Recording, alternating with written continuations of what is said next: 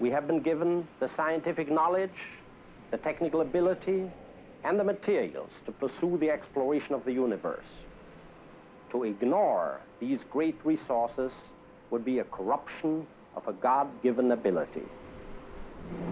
10, 9, ignition sequence start. 6, 5, 4, 3, 2, 1, 0. All engine running.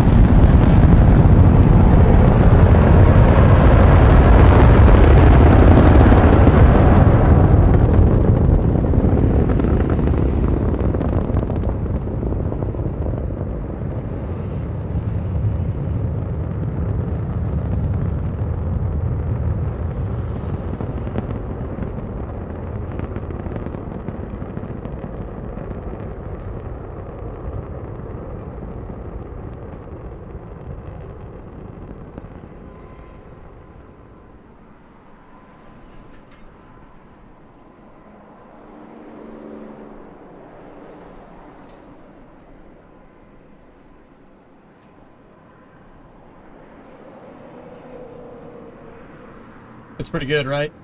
It's pretty good. It's pretty good. Welcome to the Apollo 11 launch day, Space and Rocket Review. Apollo 11 launched July 16th, 1969. Bound for the moon. You want to see it 10 more times? Yeah, that's sustainable. Yeah. You lost communication with the SLS engines. Yeah, that GIF broke. You want to see it again? I mean, we have been given the scientific knowledge, the technical ability, and the materials to pursue the exploration of the universe. To ignore these great resources would be a corruption of a God-given ability. All right, I'm not going to say no. 9, ignition sequence start. 6, 5, 4, 3, 2, 1, 0. All engine running.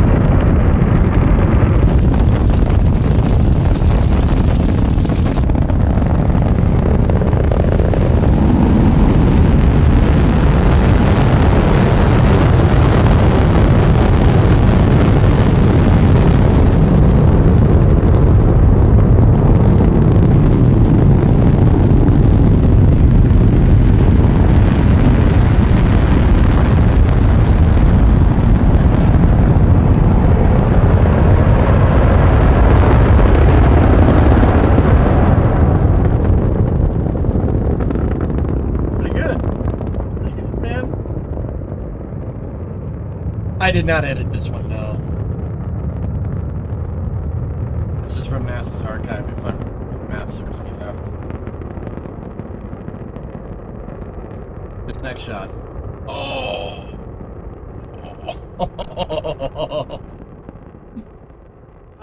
That's pretty good. That's pretty good. Can I?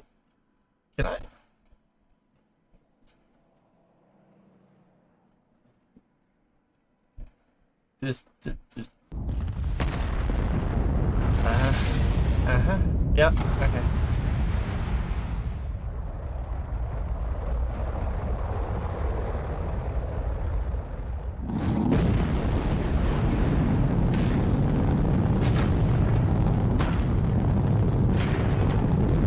How did the rocket know all the clamps released?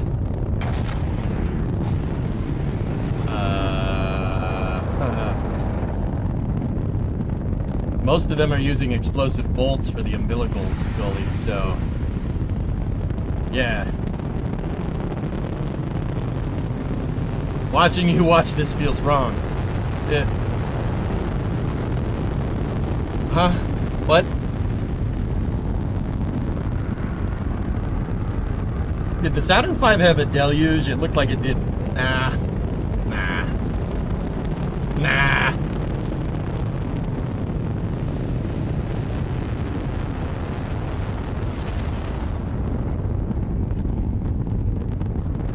I don't actually, dude, you know, I don't remember. Hold on. Let me go into my archives here, and let's see if we can find a picture of this thing on the pad. There's a picture of the pad. I need that picture with the thing on the thing. Yeah, that's nice. Nice. It's a good picture. Ah.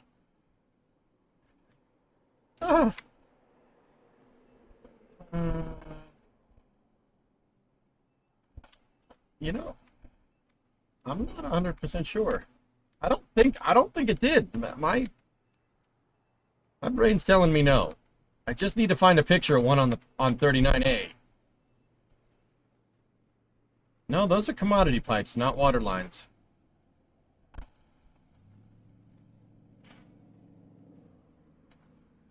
Pretty sure they had a pad deluge at least. I need to see a picture of this thing, like a zoomed out picture of this thing on the pad, to really tell you one way or the other. Yeah, no water tower. See? Yeah, no water tower. Nope. Bone dry into the flame trench, baby.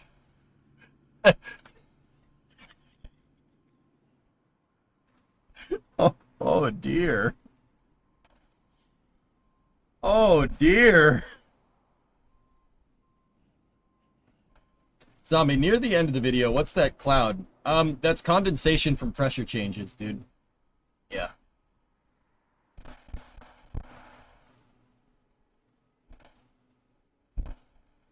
Yes, Erudite. Yeah, sure. What year did they start implementing sound suppression systems? Well, I would say probably sometime in the 70s.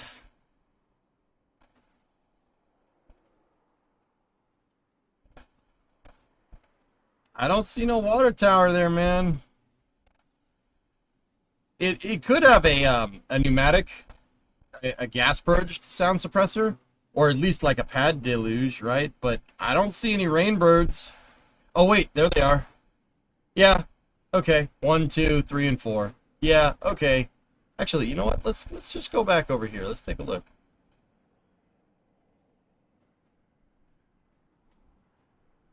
I don't see any rainbirds firing there. Rainbirds are the sprinklers that are on the launch pad. Yeah, I don't see anything firing over there. Nope. Oh.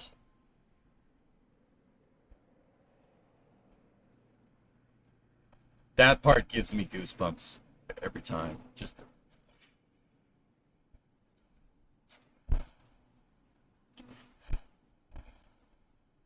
oh, that's so damn cool.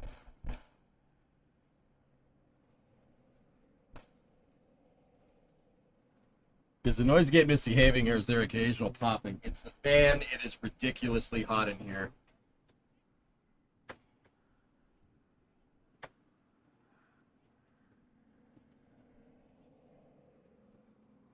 So it looks like they had a pad deluge, but really no sound suppressor. Can you imagine how loud that damn thing actually, would have been?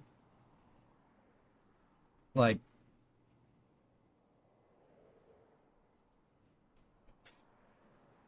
that's ridiculous, man. That is just, that's absolutely insane. Actually, hold on. Can we get the UI away from this? Let me hide the UI. That's not doing that. Why is that a feature? That is a useless feature.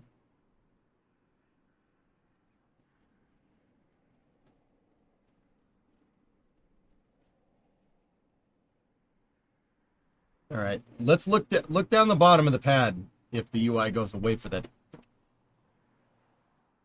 Come on, go away. Freaking Windows, come on.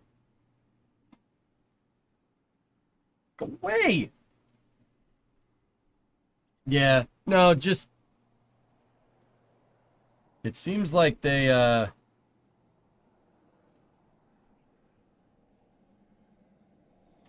You'd see water coming down if there was a daily... Yeah, there is. There absolutely is. There is a little bit. It's not... Yeah, it's a pad deluge. There's no sound suppressor here. There's no sound suppressor with the Saturn V. That's a way to do things. That is a way to, in fact, do things. Flag on the shuttle rolling by had the same effect. Yeah. The reason why we're watching this is because it's the anniversary of the launch of Apollo 11. July 16th, 1969. They landed on July 20th.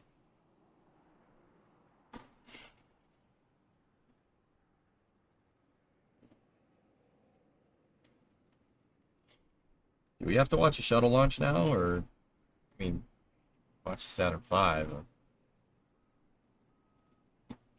Just saying, this is the Space and Rocket Review. We should review some rocket launches. Okay.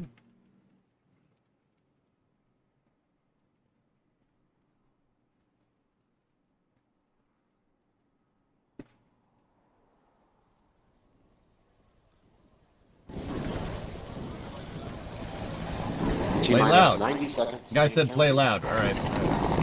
All systems are go. We're about 90 seconds from the launch of Space Shuttle Discovery. Go for launch, GC. Go. Got it. Go. Fido. Go. Bravo. Go. GC.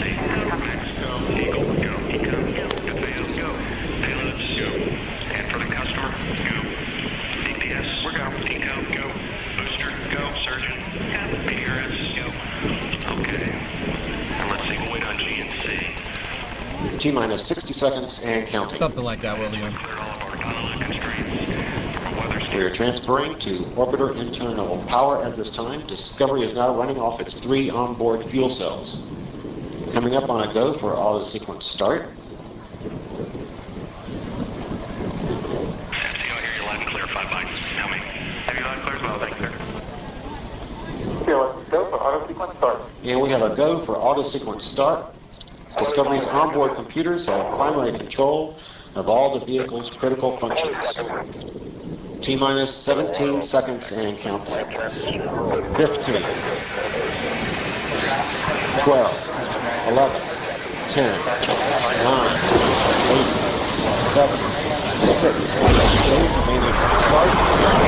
start, 2, 1, booster ignition, and liftoff of the Space Shuttle Discovery, returning to the space station, paving the way for future missions beyond.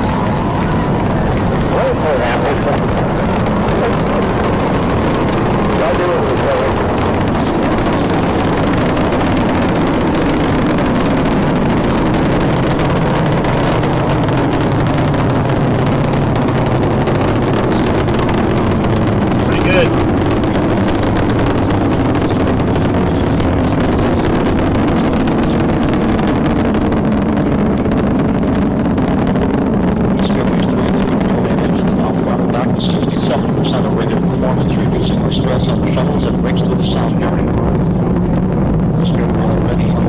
miles downrange, traffic Sorry. 7 miles an hour.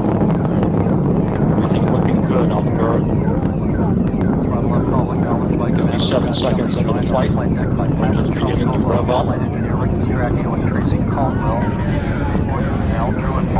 Standing by for the throttle up call from Capcom Steve Frey. Yeah, me too, Plagan. Every Houston, go at Throttle up. Go with throttle up. Throttle up. Throttle up call acknowledged by Commander Steve Lindsay. Houston is expected to hit middle clear shortly.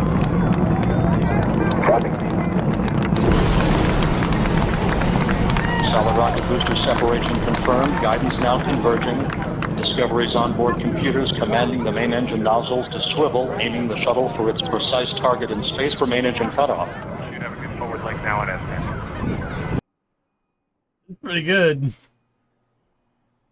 Why not a white tank launch? Yeah. How about this one? What's this one? Oh, that's from Dream is Alive. We gotta be careful with this one. This might flag the bod, but also 20 seconds. this one is very loud, but also good. Does it help flying upside down? What are the advantages of being upside down? Geez. You have a positive G load on the astronauts going into space instead of a negative G load, but honestly, it's negligible. It could fly heads up. Zombie. The big reason why it flies upside down is so the pilot and the commander can see the horizon, albeit upside down, but you can see it. If it was riding wings up, you wouldn't be able to see it. Better situational awareness flying upside down. 17, 16, 15, 13, 12, 11, 10. You're good for main engine start. 8.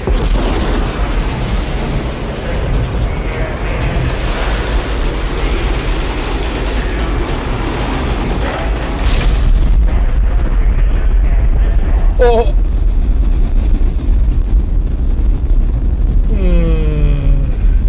Okay. Yep. All right. Yeah, there's other reasons. The antennas are another big one. Even though later in the shuttle program, after the shuttle built the tracking data and relay systems, the shuttle could have launched wings up. It could have done that, but they never did it. The shuttle's antennas are, I was going to say they're in the roof, pointing at my freaking head. The shuttle's short band antennas are like right here. They're right above the pilot and the commander. Right there. Up in the center of up at the top of the shuttle. So flying upside down, in the early parts of the program, also you had radio communication. So yeah, no, but that was good. You're right.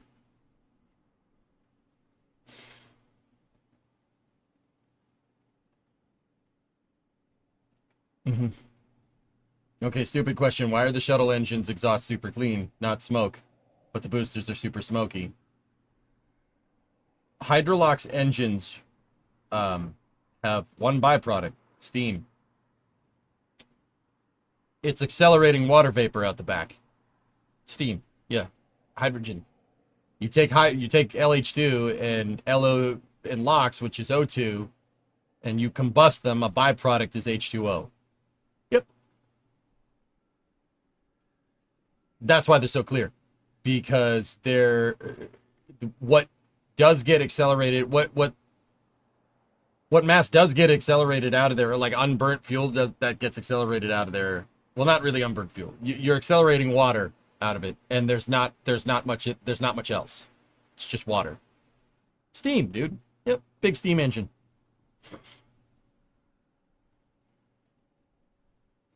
What does Gaben have to do with hydrogen? Nice. I knew. The SRBs are ammonium perchlorate and hydroxyl terminated polybutadiene. No, I don't know what that means either. It means smoky. There's a lot of combustion byproducts. You gotta remember, SRBs are very energetic. They're very energetic, meaning that they push out a lot of energy really fast. And usually, when you have a high energy rocket, right? Usually, Like if you want to put out a lot of thrust, usually it's at the behest of efficiency, meaning there's a lot of unburnt schmutz coming out of the SRBs, right? That's not always the case, but in the case of solids, they put out, that's what solids are good for. They're super light, and they put out a crazy amount of thrust and power very, very quickly. High characteristic energy, low burn time. Meaning, yeah, you shoot out a lot of schmutz really, really fast. Don't forget the aluminum flake stabilizer. Yeah, that's right. So what you're saying is I could get to space with my water hose. Yep, you should do that. Flask, would you call me? No. Potable H2O? Sure. You drink that. If you could get it to condense and fill up a glass of water, sure. I'm old. You were in the Civil Air Patrol for STS-1. We were a radio relay if they had to abort to the salt flats. Got to listen to the whole mission. Nice. And liftoff. Liftoff. America's first space shuttle. Liftoff of the Columbia. Roll program complete. Roger, roll complete. I have that. Mike, you lived it, but I have that audio burnt into my head. Got a pitch program. Go. Roger. Roll program complete. Roger, roll complete. John Young is your favorite astronaut? Me too, Methane. Paper I sent you mentions a 350 specific impulse SRB. Cool. But it's been through an industrial process. Yep.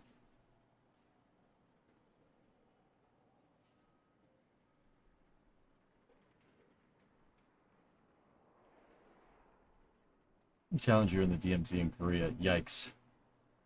Stennis would create rain clouds when they tested RS-25s. Yes, it puts a lot of water vapor into the atmosphere.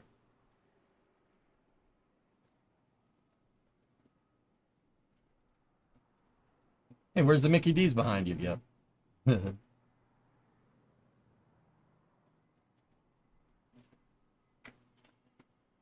Merged, burnt, purged, merged.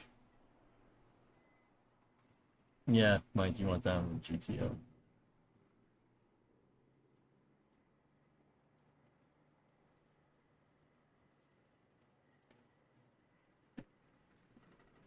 Mike, that Bring a Trailer was pretty good, man. Underrated shuttle astronaut?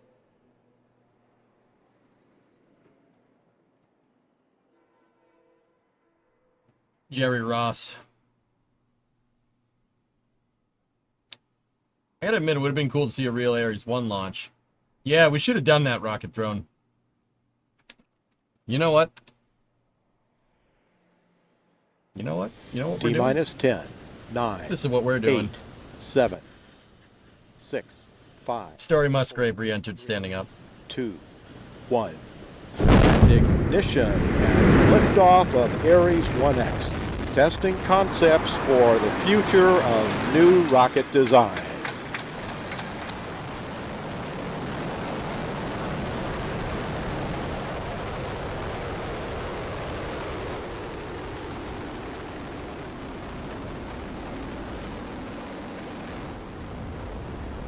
Bro, that thing is badass!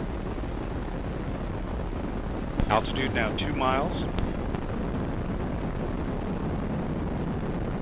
Taper pressure now tapering off as designed. The vehicle is aligned itself with the planned trajectory. I like it. Ares 1X is an awesome rocket. I don't care what anybody says. Two rocket engines to get you into space. Think about that for a second. Two. You cannot make a simpler launch vehicle. We passed Mach 1. Except if you're a manhole cover. But that's another story. And we're now passing Max Q. We have our Max Q system ID maneuver PTI engaged. Now passing Mach 2. Vehicle now 10 miles altitude, downrange distance 8 miles, and a velocity of... Dude, that would have worked. I don't care what anybody says. This thing would have worked, and it would have worked great. The only problem with... My only real big problem with Ares 1 and Constellation it wouldn't have launched very much. Ares 1 probably would have launched on the frequency of like maybe a Dragon. Maybe a Dragon 2 launch. That's about it. That's not cool. NASA should have used this thing. You know, design a PLF for it, along with the Orion thing, and make a launch vehicle to launch all their science payloads, because this could deliver anything. 1,540 miles per hour. Dude, the Ares 1X could move 25 tons into LEO by itself. 25 metric tons. That is insane for what it is. That's ridiculous. That is that's really good. It could go to Orion into space. It could get Orion into space. Can you imagine, Oculus? You open up the door for this thing with science missions? Screw Atlas 551. You don't need that. That could shoot rovers to Mars, no problem. No problem. I bet we can make it work. Yeah, if you put BOLE boosters on it, you'd probably be pushing 25 to 30 tons to LEO. That's ridiculous. That's crazy. Vibrations were an issue. No, you don't think NASA would have been able to figure that out?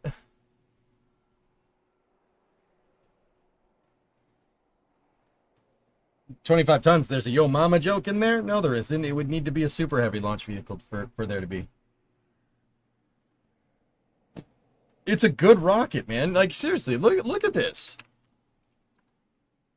Read these specs. These are the tentative specs. It probably would have gone up. 400. That's really good. That's really good. That's more than Falcon. Just saying. And you get your first stage back. Just putting it out there.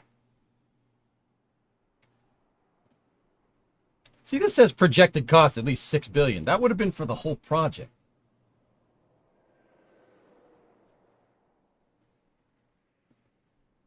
Bro, a single five segment in the first stage, making 15,000 kilonewtons of thrust. That's nuts. That's nuts. And a J2X in the second stage. And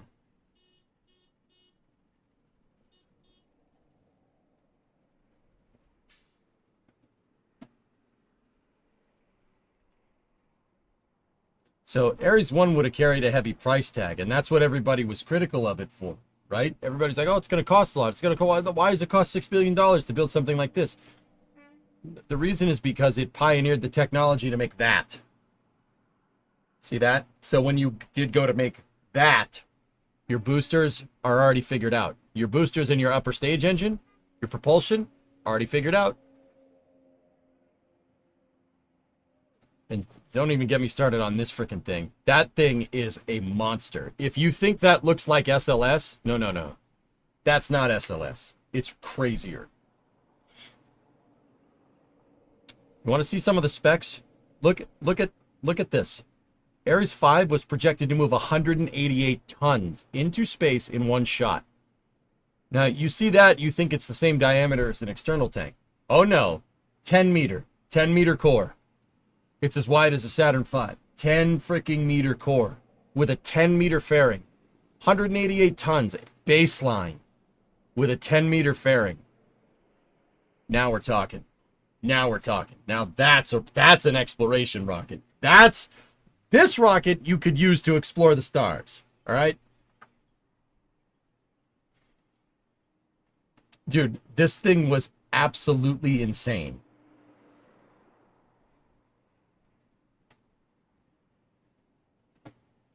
Bro, absolute monster of a vehicle. Ares 5 engines. So its main propulsion system, the MPS, is using 4 RS-68s. RS-68, I think they're using RS-68B. They were going to make a new variant of the RS-68 that would work better in a cluster like that.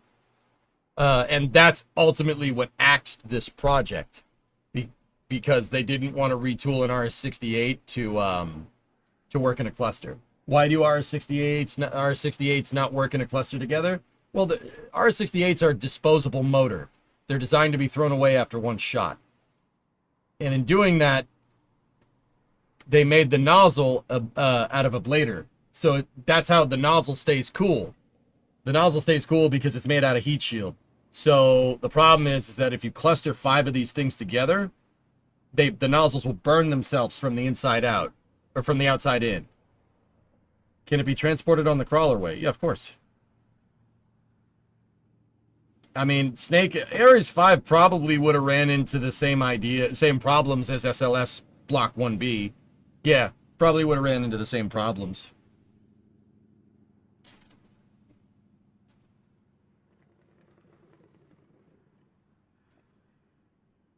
Yeah. Imagine 2 5-segs. And, 188 out of the box, dude. You take this thing, right? You take this thing and you get BOLE boosters for it, you're pushing 200 tons. 200 tons to Leo. Every launch.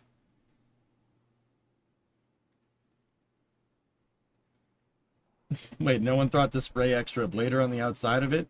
Well, RS-68s weren't designed to go on Ares 5. They're Delta 4's first stage engine.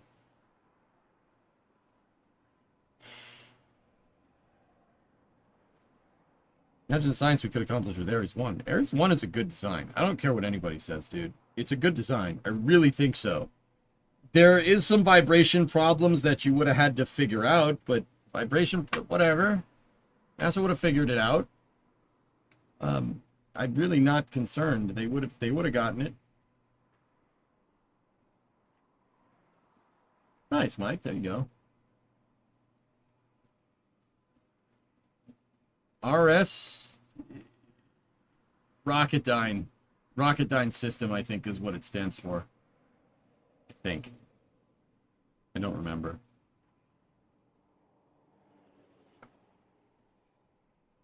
Now, see, these early Ares 1 vehicles, I hate them. Like that one with the huge Hydrolox upper stage and a 4-segment booster, I hate that thing.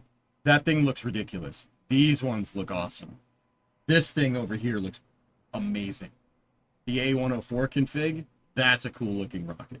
That looks stupid. That looks like a clown show.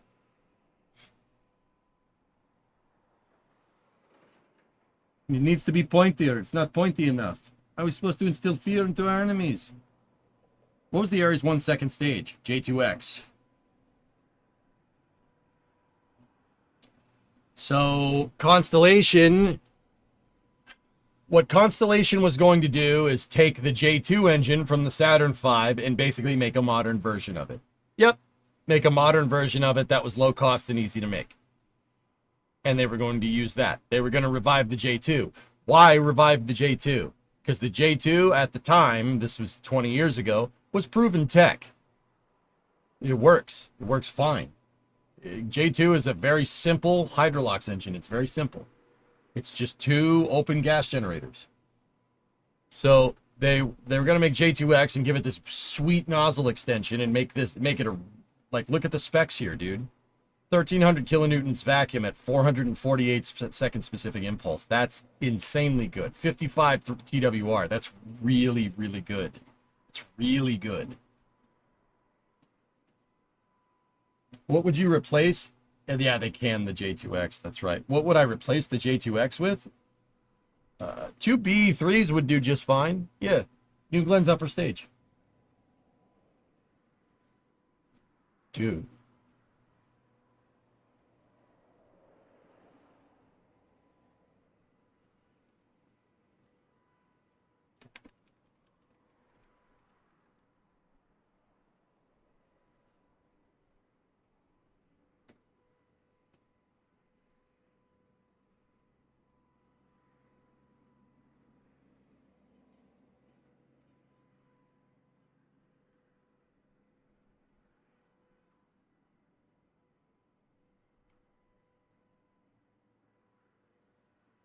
Can we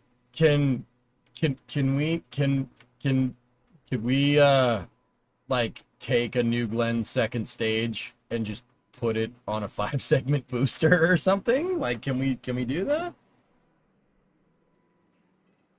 Looks like Cottontail plant. It looks amazing. Ares 1 looks awesome. Rocket system. Yeah, that's what it is, Yuri. Yeah. Yeah, they can the J2X after they made engines too. That's the real gut punch, dude. You know, the J2X is renders, right? But they made them. There's one working on a test stand. There's the gas generator tests.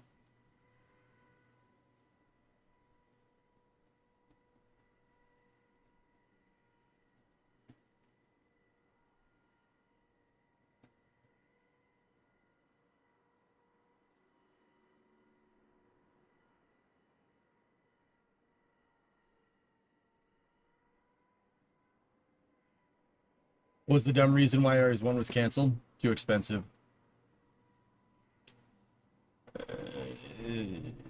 Yeah, Obama canceled the whole program. He pulled the entire plug on exploration because he wanted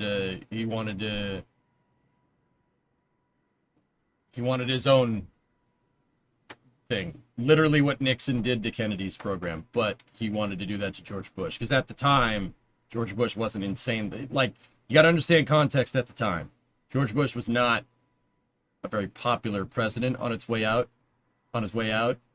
George Bush Jr. So, yeah, he pulled the entire plug. He pulled the plug on the entire program and tried to replace it with the asteroid redirect. And Congress freaked out, and when they got wind that the president was going to pull the plug on the entire space program, they said, "The hell you are," and signed a vehicle into law to make sure no one could pull the plug completely on our national space program. That's how we got SLS. Everyone blames Congress. It's not Congress's fault. Congress saved NASA's human spaceflight program because they almost had nothing. Dude, when I say they wanted to pull the plug, I mean they wanted to pull the plug on everything. They tried to just say, screw it, we don't need any of this. Do science missions, and commercial will pick up the slack.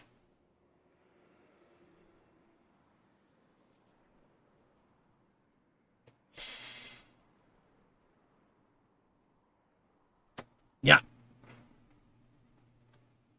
The worst piece of legislation since the legislation that got rid of Apollo is right there. The 2010 authorization bill. That is probably, in terms of NASA, that is the worst bill ever for NASA. Yeah, that's the worst one. Yeah, it's the worst. Save for maybe the one that got rid of Apollo.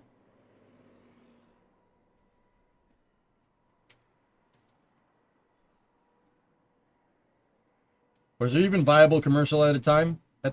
No. In 2010, when they pulled the plug on Constellation, SpaceX had launched Falcon 1 once. And everyone's like, SpaceX will pick up the slack. They've launched stuff into space. They're good. They're going to be developing Falcon 9. They developed Falcon 9, 2010. They've launched COTS 1. It'll be fine. And they said, oh, we'll just put our entire space station logistics, on their back. It'll be fine. That is a suitable replacement for the Ares rockets.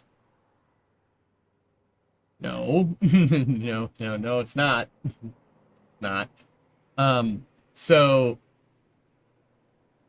some astronauts got word of this, and they said wow, wait, you're getting rid of our in-house space, the National Space Program, and you're giving it to some company that has launched twice with 2 different rockets? Why are we doing this? That's a really stupid idea. Oh, you're canceling the shuttle too. So these 2 astronauts were Gene Cernan and Neil Armstrong. They testified to Congress saying that here's what they said. They said, putting all your eggs in the commercial basket right now is a really stupid thing to do. You do that, it's not that commercial can't get it done. It probably will. But if you do that, you could basically kiss our space program goodbye for like the next 10 years. That was in 2011. When did DM2 first fly?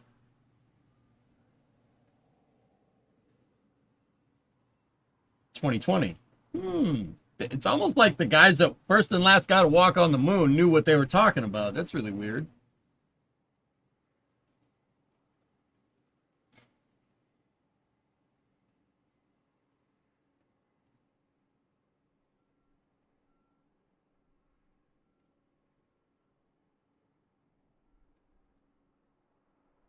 And it's funny because they said that, and everybody thought they were criticizing commercial as saying commercial is a stupid idea. That's not what they were doing. They weren't criticizing commercial. They were criticizing not having a national space program and just having commercial, which is a dumb idea. It was a dumb idea then. It's still a dumb idea now. Just saying. You know, you guys have heard me go off before, right? In other space news, you've heard me go off about how NASA needs to be doing their own thing and how SpaceX needs to be doing their own thing. Where do you think I got that idea from? You know, if you want to understand space policy and probably the best way forward, Neil Armstrong and Gene Cernan are pretty good people to listen to in that regard. You know?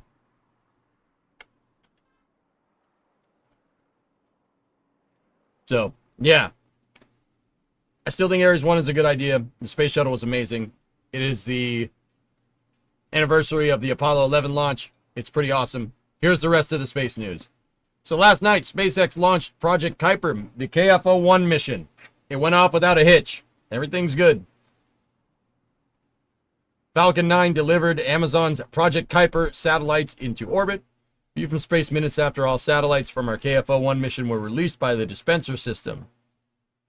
For Kuiper missions on Falcon 9, satellites are released every 20 seconds over an 8-minute period, and all 24 satellites are power positive and nominally in orbit.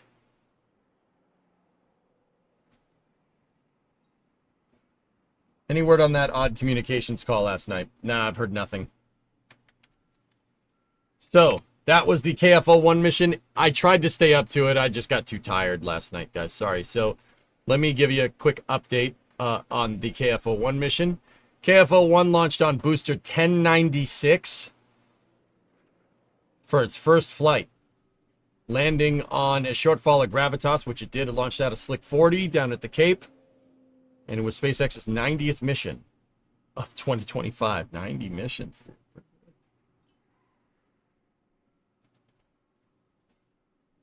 Any idea what the flash was on the launch of Falcon 9? The flash. The flash? Hold on.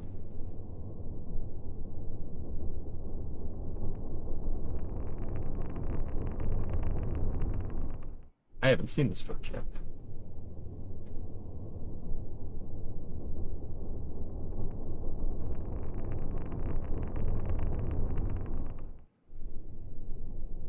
Sawyer was looking at it during slow-mo and wasn't sure what it was. Let me see the launch. There's the first landing of booster 1096. Yeah, baby. Brand new booster. 5. Dude, look at that. It looks so wrong. It's so clean. That looks so strange. All right, here, let's see. Here's the launch. 4, 3, 2, 1. Ignitions. Engines full power. And liftoff. Go Falcon, go Kuiper. 1 minute 30. Vehicle is pitching downrange. Was it 1 minute 35 seconds in or 1.35 seconds in, Kayak? Clean Falcon 9 looks very strange, yeah. It was after Max Q. All right, well, we're going to need to pull this up then.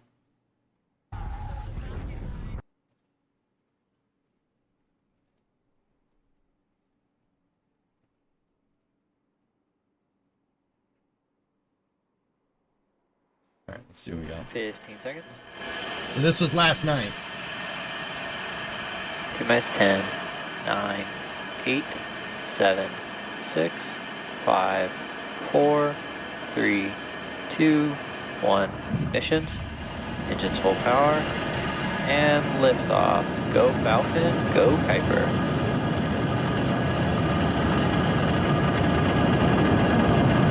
vehicle is pitching downrange.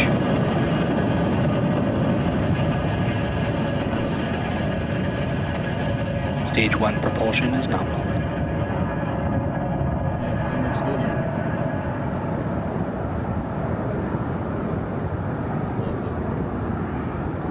At T plus 30 seconds and counting, Falcon 9 has successfully lifted off from Space Launch Complex 40 at Cape Canaveral Space Force Station. In just a few seconds, we'll throttle the engines down in preparation for max Q, the period of maximum aerodynamic pressure. Power telemetry nominal. To help go from vertical to horizontal, the first stage performed a pitch kick just after liftoff, about 10 seconds into flight, which is a maneuver known as a gravity turn. The engines gimbal a small amount, and that slowly turns the first stage from going straight up Falcon 9 is supersonic.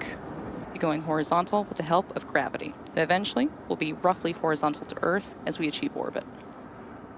Discovery, go at throttle up. Max Q. Maximum dynamic And there's the pressure. call out for max Q. Continuing on the timeline, everything's looking good. The rocket typically needs to go 17,500 miles per hour horizontally in order to avoid being pulled back down to Earth and get into orbit. You can track our progress to orbit by watching the left corner of your display. That's going to show us the first stage velocity and altitude. Now we have several events coming up in quick succession, and we should... I don't see anything weird.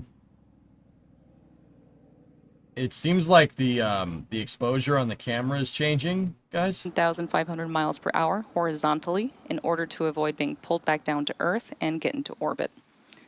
You can track our progress Maybe. to orbit. That looks like the camera at face value. Max Q. Flames going up the side of the booster. And there's the is call out known for max that Q. happens. Continuing on the timeline, everything's looking good. The rocket typically needs to go 17,500 miles per hour horizontally in order to avoid being pulled back down to Earth and get into orbit. You can track That's the our progress to camera. orbit by watching the left That's corner the of your camera, display. dude. That's going to show us the first stage velocity and altitude. Now we have several events coming up in quick succession, and we You want to find the NSF footage. Okay.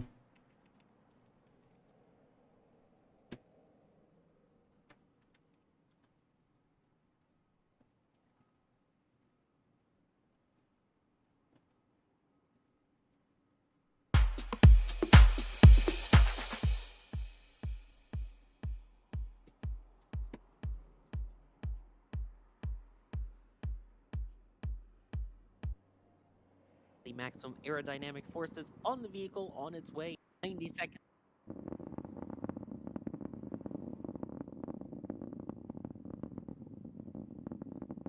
As quite the crackle tonight. 90 seconds into flight. Huh. Falcon 9 already.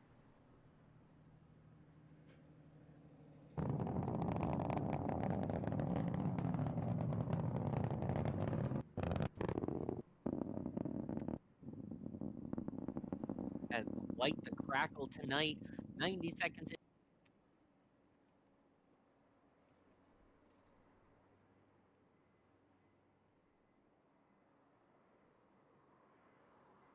Huh. Maybe that wasn't the camera.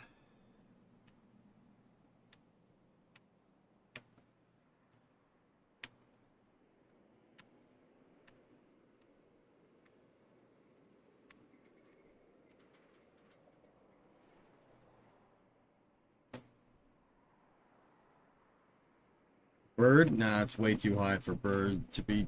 It's way too high for any bird.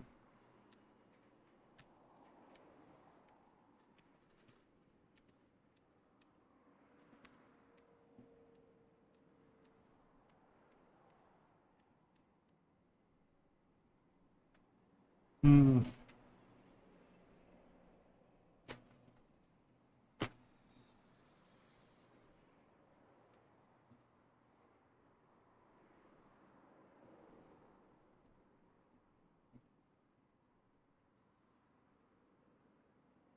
Engines.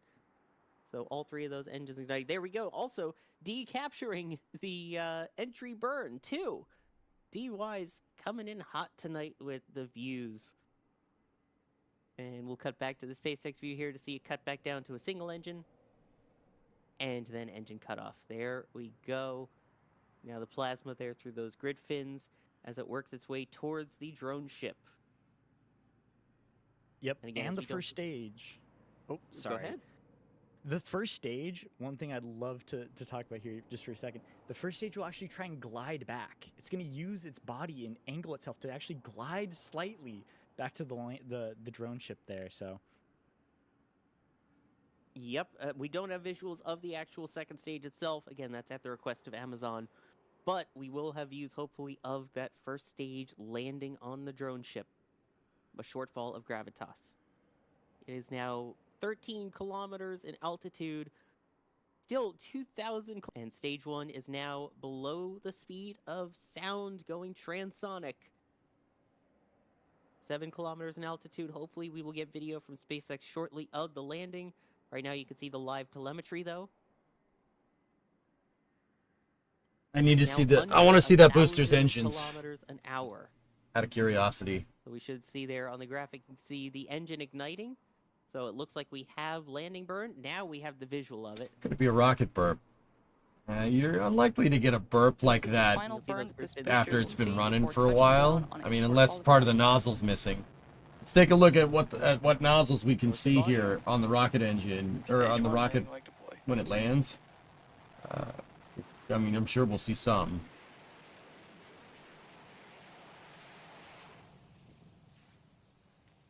Stage 1 landing confirmed.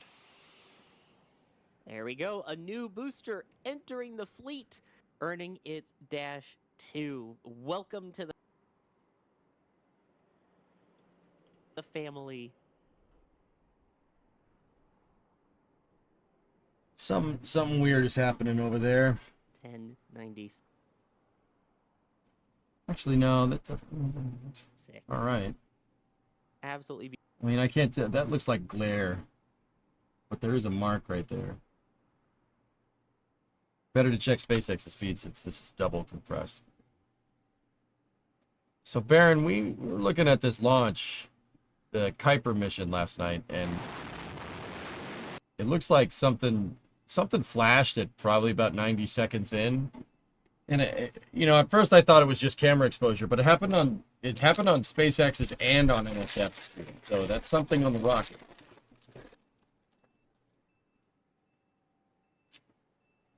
How long until it comes back to the Space Coast? 2 or 3 days.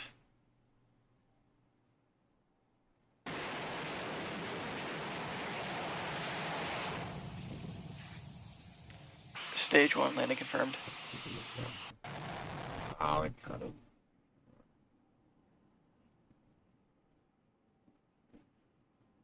The burn is set to last about 25 minutes and decent.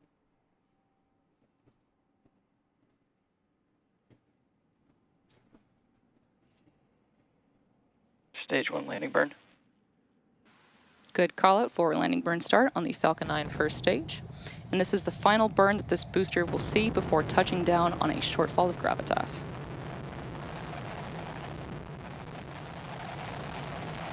Stage 1 landing leg deploy. Yeah, Rarest, it's fine. It's clearly not. Yeah, it's clearly not a problem. I'm just looking. Stage 1 landing confirmed. There's the call out for a. So, fellas, just something to note here. When this booster comes down, there's fire down at the bottom, and that's pretty normal. But the fire is coming from above the engines, which means it's something with a gas generator. Like it's coming from the watch. Look up here, not at the bottom of the rocket engines. Look up here. See? Stage 1 landing confirmed. Something is on fire up in there. And that's, don't get me wrong, that's where the gas generator exhaust is. That gas generator exhaust is super flammable. So it could just be that. There's the call out. But something is that those sparks that come out right there is just residual propellant getting puked out of the lines. That happens. I don't see. I mean, I'm not sure. I haven't seen the turbine exhaust, the gas generator exhaust. I haven't seen that light on fire. But then again, we really haven't had cameras that are this good. For a successful landing of our Falcon 9 rocket. This was the first launch So that's a purge down. There's a purge down right there. and landing for this first This is all normal. Something is still on fire, though, under there. stage. Nominal orbit insertion. So what they do is they purge out the engines with helium, with the remaining helium, the helium ullage. They purge out the engines, and that snuffs the fire out. But one of those engines is kind of cooked. What this could be is some of the heat blanket elements, right? Could have came off. This is a brand new booster. Maybe something wasn't attached good. But it's clearly okay. But see, like, one of these engines seems to be a lot more scorched than the other, so I don't know. Yeah, Tessa, I'm not sure that's going to get us any detail. I mean, you can only see 5 of the 9 engines here. So you can see the one in the center and then 4, right?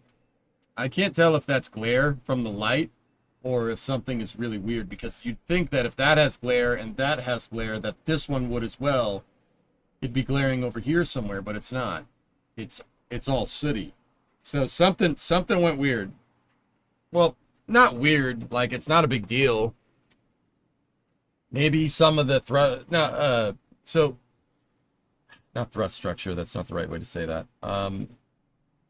So Falcon 9 has like heat blankets down at the bottom. The heat blankets are there to basically make sure that nothing fiery gets into the engine compartments.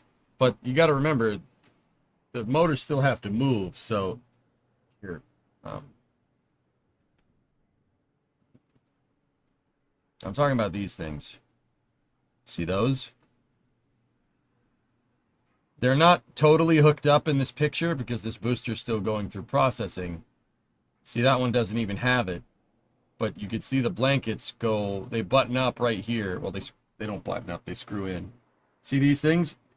One of those came off. It's not that big of a deal, like as long as it didn't cook the engine. But yeah, that sometimes will allow plasma and a lot of crap to fly up inside of the engine compartment. Falcon 9s have landed with those things gone. It's definitely a thing. Here, I'll show you.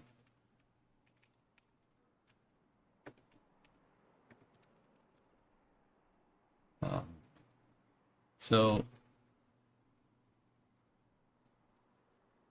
here. This is the JCSat 14 landing almost 10 years ago. It was one of the first Falcon 9s to come back from a high energy insertion. You guys tell me. It looks like there's some parts missing down here. See the hood right there? And see how the engine, the Merlin engine, is showing its components are kind of hanging out the side? This has happened. It's because the heat blankets down here burned up and plasma and pressure went in here and blew the panel out. It's definitely happened. And Falcon 9s have landed. I mean, I'm pretty sure SpaceX is still asking how JCSat 14 landed when the bottom of it got like ripped apart, but so, and the interesting thing is that SpaceX has lost boosters because of this in the past. JCSat 16 was the same way, if I'm remembering correctly.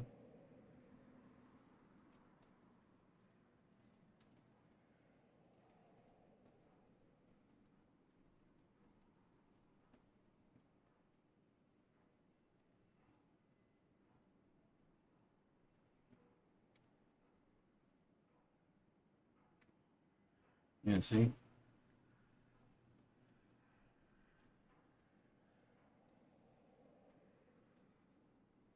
Could be residual T-tab getting purged out or bits of copper, printed things like Merlin's injector like to shed.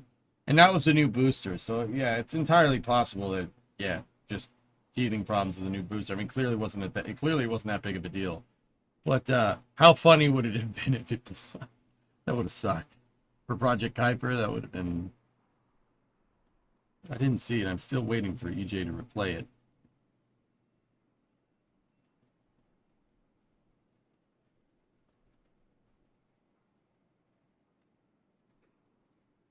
Absolutely beautiful. And it looks like from the numbers that we can see there, the starting to chill down. Watch.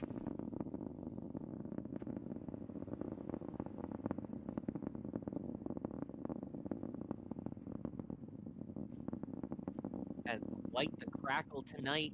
90 seconds into See flight. it? Falcon 9.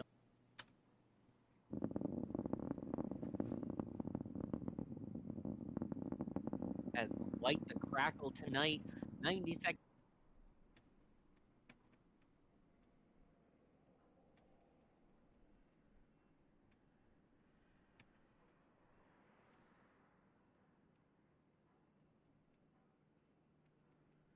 Crackle tonight. What happens to satellites if a Falcon blows up? Does SpaceX pay for this? They're insured. Yeah, they're insured, Kelly. Yeah. It's insured. The launch and the payload is insured. In fact, one of the driving factors behind commercial being more successful in the last couple of years, or well, let's just say the last 10 years, is because the insurance rates are okay. Next frame.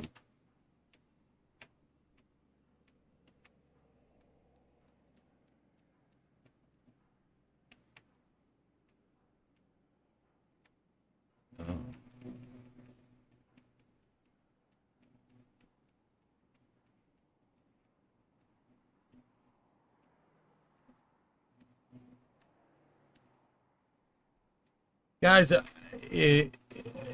that's a piece of. If I had to say anything, that's a piece of a rocket. That's something came off. It's clearly not a big deal. Camera artifact. Now, Notrolux, that's what I would have chalked it up to. But it happened on SpaceX's stream and NSF's stream. The flash appears on both streams, so it was clearly something. I wrote it off as a little camera funny initially.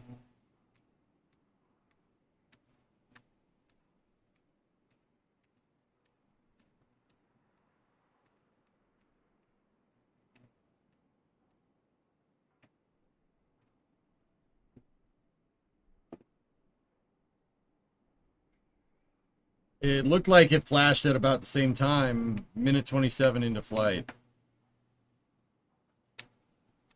Back, into the left. Back, into the left.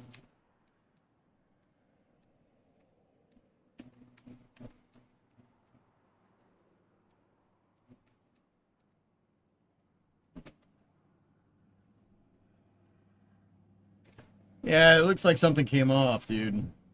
It happens. It's a new booster. I'm not surprised that there was teething problems.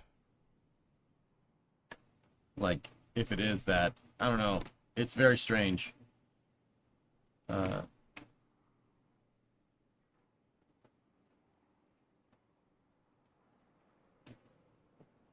guess is that one of the blankets came off, dude. That happens. You know.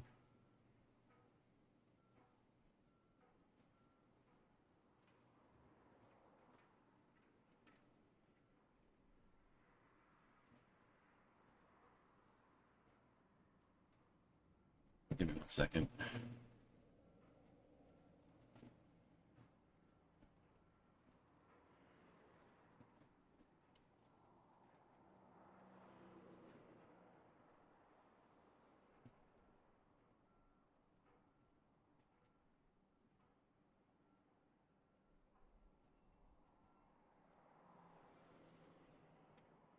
No, obviously it wasn't critical. This is just another red dot on the diagram. Yeah. Like I said, yeah, it's clearly not a big deal.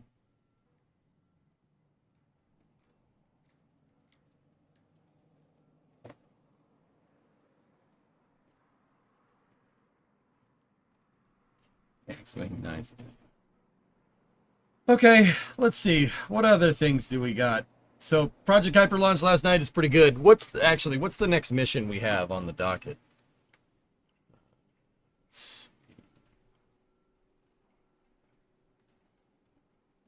So the next one is a Falcon 9.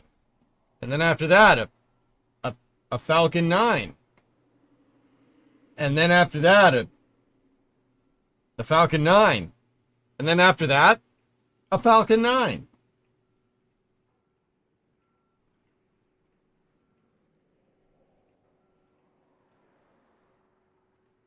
They really are amazing rockets. Falcon 9's a beast, man. Nice. And then after that, Soyuz. And then then Vega C. And then another Falcon 9.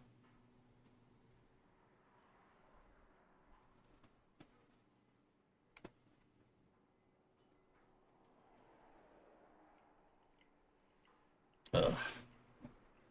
Now Long March 5. Someone buy Eris a camera. I heard that they were going to stream it, Vidine, but I don't. They also pushed to the 26th. Is Roscosmos new? Wow, that's crazy. No, Roscosmos is not new. Zombie. Roscosmos is the Russian space program. That's Roscosmos to Russia is what NASA is to the United States. Or at least it's a functional analog of that. Like, it's not one-to-one.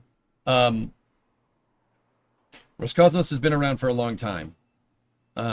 You don't see them launch very much because I don't really cover that much anymore. I don't cover Russian launches. I used to. I used to cover Russian launches until February of 2022, and then I decided to stop. Yeah. We used to have a whole segment on the Russian space program during Space News. Yeah. Yeah. I will cover crewed launches that have NASA astronauts flying out of Baikonur, but yeah. Yeah, they're not new. Yeah, Roscosmos has been around for a long time.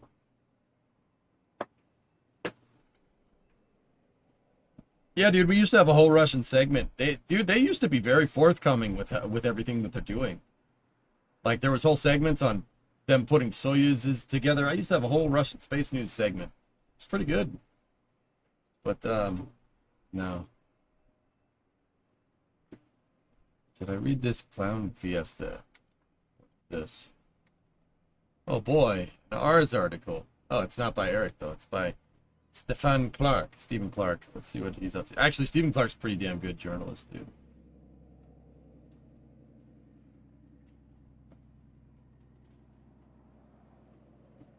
So this is an Ars Technica article. Let's see.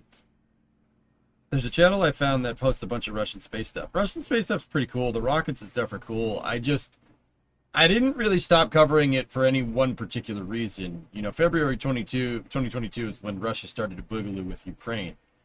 I didn't cover it because I'm not going to cover the Russian space program.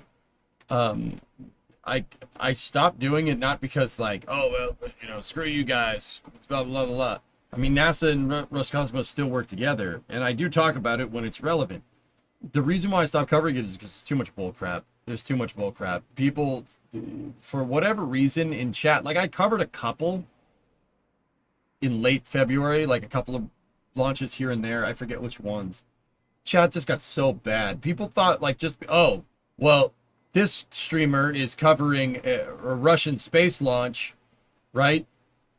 So that gives me carte blanche to weigh in on my thoughts about the war that Russia is fighting. It's like,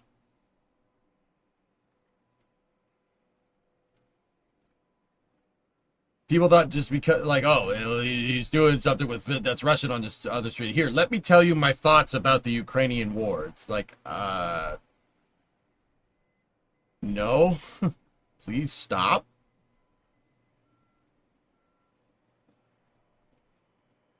Peter Russell Clark is better. I don't know who that is. Yeah, it got really bad. So I just said I'm not doing this anymore. So anyway, whoop. Let's see. Became not worth catching strays for the peanut gallery. To speak in more modern nomenclature, yes, X-Wing. Yeah, that's correct. All right, so what's this? The ISS is nearing retirement, so why is NASA still gung-ho about Starliner? Okay. After so many delays, difficulties, and disappointments, you might be inclined to think that NASA wants to wash its hands of Boeing's troubled Starliner. But that's not the case. Manager of NASA's Commercial Crew Program, Steve Stitch, told reporters Thursday that Boeing and its propulsion supplier Aerojet Rocketdyne are moving forward with several changes to the Starliner spacecraft to resolve problems that bedeviled a test flight to the ISS last year. These changes include new seals to plug helium leaks and thermal shunts.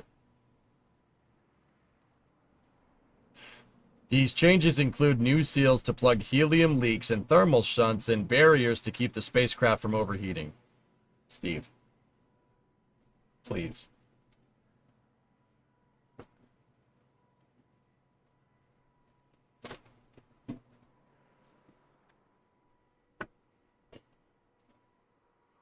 That's a run-on sentence, but all right. Boeing, now more than $2 billion in the hole to pay for all of Starliner's delays, is still more than a year away from executing on its multi-billion-dollar NASA contract and beginning crew rotation flights to the ISS. But NASA officials say Boeing remains committed to Starliner. We really are working towards a flight as soon as early next year with Starliner, and ultimately our goal is to get into crew rotation flights with Starliner. And those would start no earlier than the second crew rotation slot at the end of next year. That would be 11 years after Boeing officials anticipated the spacecraft would enter operational service when they announced the Starliner program in 2010. What?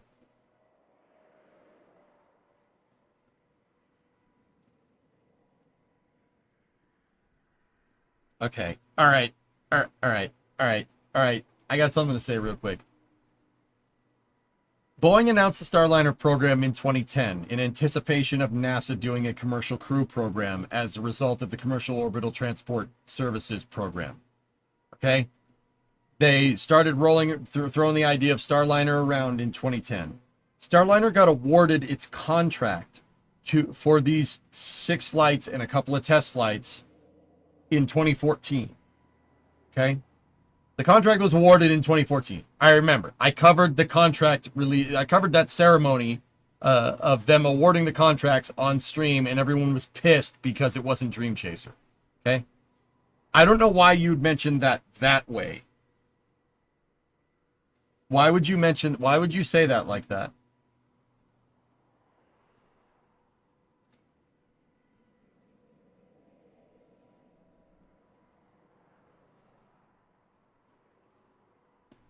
Why would you?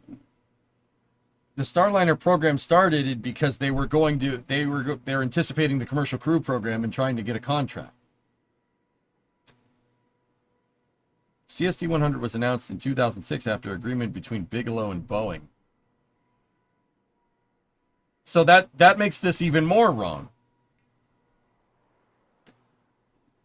But the context of this article is talking about Starliner for the commercial crew program because there's this thing, Baron. See that thing right there?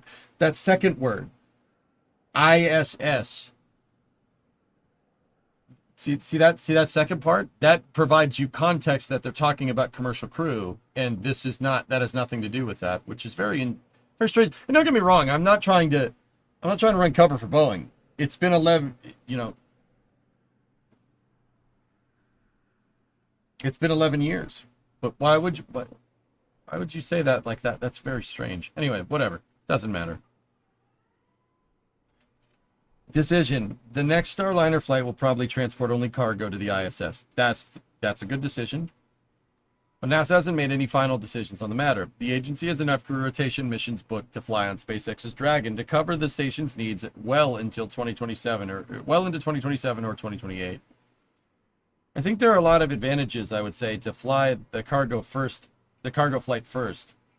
If we really look at the history of Starliner and Dragon, I think Dragon benefited from having earlier cargo flights before the crew contract was let for the space station. That's correct. One drawback of flying Starliner cargo mission is that it will use up one of United Launch Alliance remaining Atlas V rockets currently earmarked for future Starliner crew launches. That means Boeing would have to turn to another rocket to accomplish its full contract with NASA, which covers up to 6 crew missions. That's right. But Boeing says Starliner can launch on several different rockets. The difficulty of adapting the spacecraft to a new launch vehicle, such as Falcon, shouldn't be overlooked. Early in Starliner's development, Boeing and ULA had to overcome an issue with unexpected aerodynamic loads discovered during wind tunnel testing. This prompted engineers to design an aerodynamic extension, or skirt, to go underneath the Starliner spacecraft on top of the Atlas V launcher. Yep. Starliner suffered delays. That's actually, not a lot of people know about that, but yeah, that's why that aerodynamic skirt is there. That's not the strainer, that's the skirt. The strainer, the strainer is there for the same reasons element, but that's not specifically what he's referencing. But yes, the colander fairing thing that Starliner has, you could see it up here. See the cheese grater right there? That and the aerodynamic skirt below it were added. Starliner suffered from delays from the beginning. A NASA budget crunch in the early 2010s pushed back the program about 2 years, but the rest of the schedule slips have largely fallen on Boeing's shoulders. Setbacks included fuel leak and fire during a critical ground test, parachute problems, a redesign to accommodate unanticipated aerodynamic forces, and a computer timing error that cut short Starliner's first attempt to reach the space station in 2019. That's a nice way of putting that. This all culminated in the program's first test flight with astronauts last summer. But after running into helium leaks and overheating thrusters, the mission ended with Starliner returning to Earth empty. Well, the spacecraft's 2 crew members remained on the ISS until they could come home on a Dragon spacecraft early this year. Yep, the outcome was a stinging disappointment for Boeing. Going into last year's crew test flight, Boeing appeared to be on the cusp of joining SpaceX and finally earning revenue as one of NASA's certified crew transportation providers for the ISS. For several months, Boeing officials were strikingly silent on Starliner's future. The company decided to decline to release any statements on their long-term commitments to the program. And a Boeing program manager unexpectedly withdrew from a NASA press conference at the end of the Starliner test flight last September. Yeah, Mark Nappy. He retired after that. Yeah. Yep. Yeah, he ducked the press, which I was pretty critical of at the time. The VP of the Starliner program decided not to show up to a press conference about Starliner.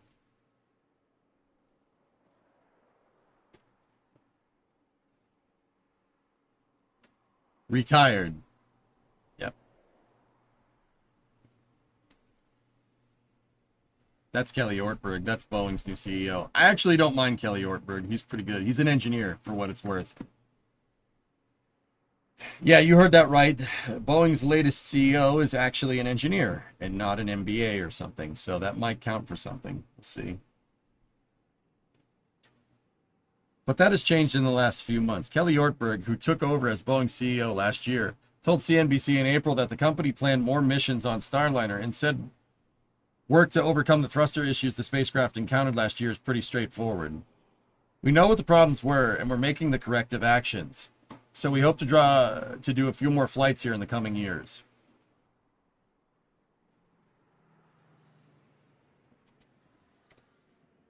Yeah, Aqualix, I don't know.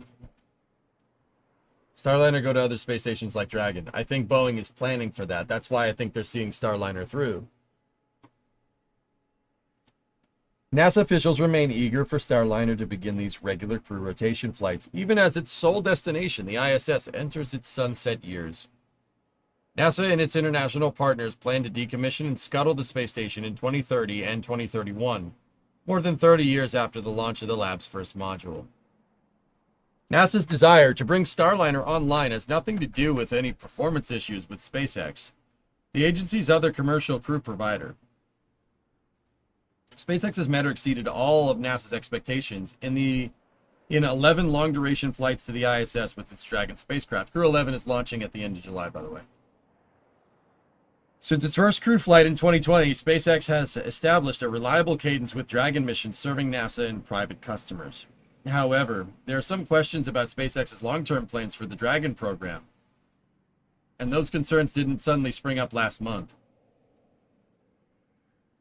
I swear if he starts talking about how Elon says he's going to cancel Dragon in that Twitter escapade. Yep, alright.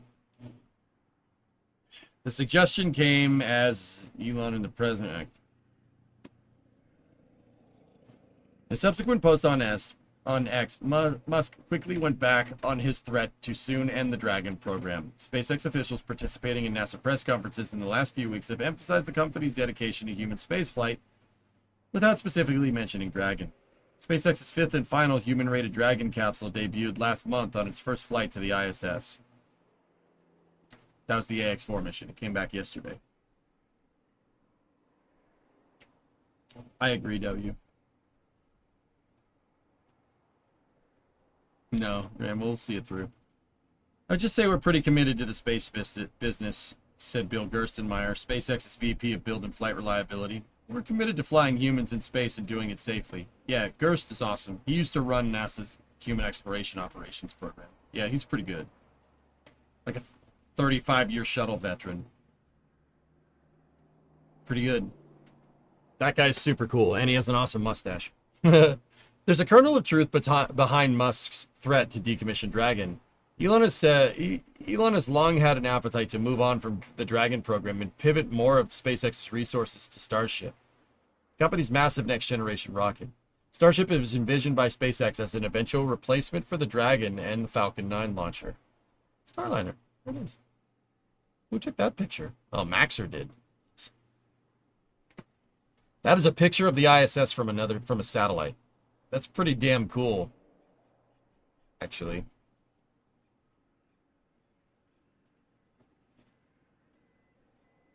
Thank you, Admina.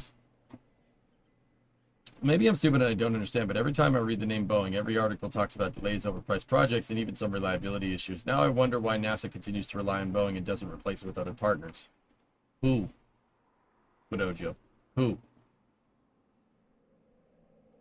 It's about the same, zombie. Who? Who are you going to replace it with? So think about this for a second. Okay, NASA doesn't want to use Starliner to get to the ISS anymore. Who else has a spacecraft that's like 95% finished? By the time you get another contract on the books, by the time they even come up with a flight prototype, the ISS is going to be gone. There's no point. Taco's like, I got it. Sierra Space? What are you going to do with that? They've been preparing to launch Dream Chaser for like the last 8 months.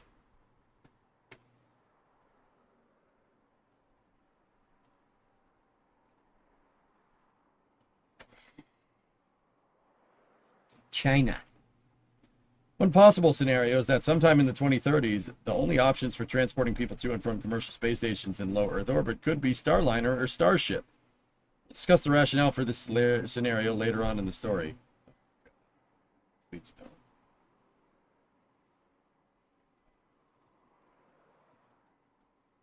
While the cost of a seat on SpaceX's Dragon is well known, there's low confidence in the price of a ticket to low Earth orbit on Starliner or Starship. What's more, some of the commercial outposts may be incompatible with Starship because of its enormous mass, which could overcome the ability of a relatively modest space station to control its orientation.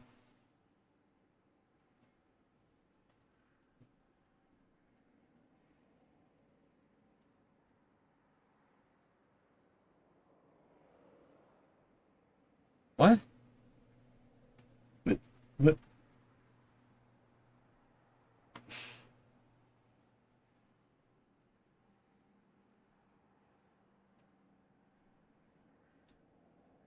Why would we put a space station up there in the future, right? Knowing that Starship exists and knowing that it could possibly dock to the space station and still have that be an issue. Why is that a thing? Some of the commercial outposts may be incompatible with Starship because of its enormous mass. You'd think that, you know, on these future commercial outposts that haven't launched, they would take into account, oh, I don't know, the spacecraft that's docking to them.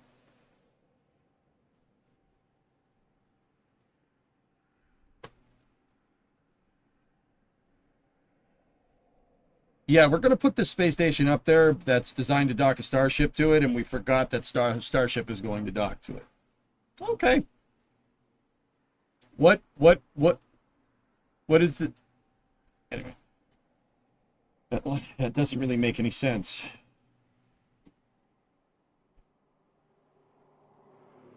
NASA identified this as an issue with its Gateway mini space station in development to fly in orbit around the moon. Yeah, that's because Gateway was built before Starship existed, or was planned before Starship existed.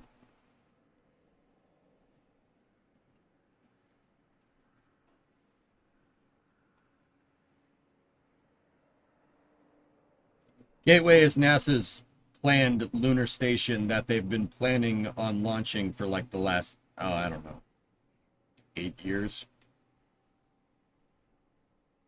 It's impossible to predict when SpaceX will pull the plug on Dragon. What? Same goes with Boeing and Starliner. But NASA and other customers are interested in buying more Dragon flights. But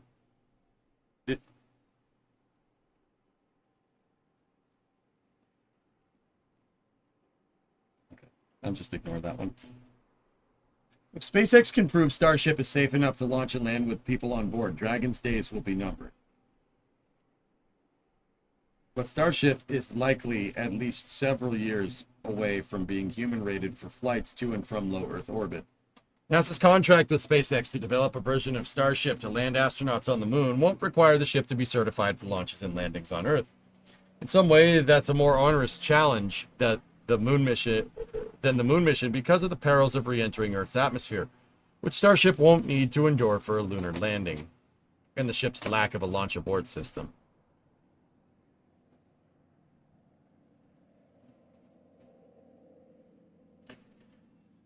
Once operational, Starship is designed to carry significantly more cargo and people than Falcon 9 and Dragon.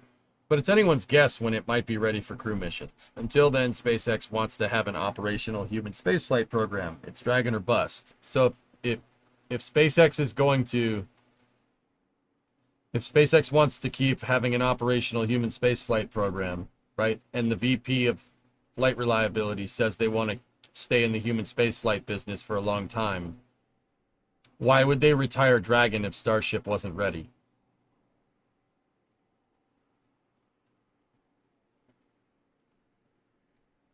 I mean, I'm just citing the points that were cited up here. Just putting it out there. Yeah, I don't know, Goatman. I thought this article was about Starliner. For the ISS, it's Dragon or bust, at least until Boeing gets going. SpaceX's capsules are the only U.S. vehicle certified to fly to space with NASA astronauts, and any more U.S. government payments to Russia to launch Americans on Soyuz would be politically unpalatable.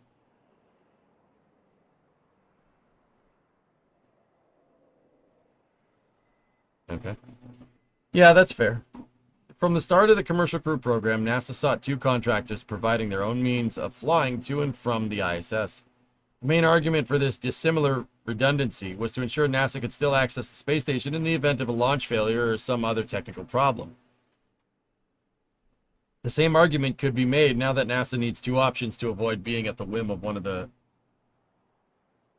company's decisions. If we had Ares 1X, this wouldn't be a problem at all.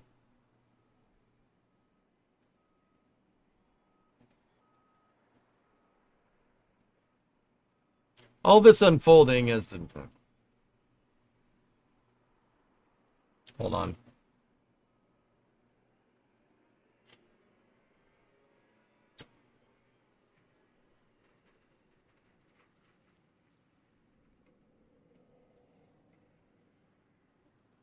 At the end of this month, SpaceX is scheduled to launch the Crew 11 mission, 12th Dragon crew mission for NASA, and the 11th fully operational crew flight to ride to the ISS.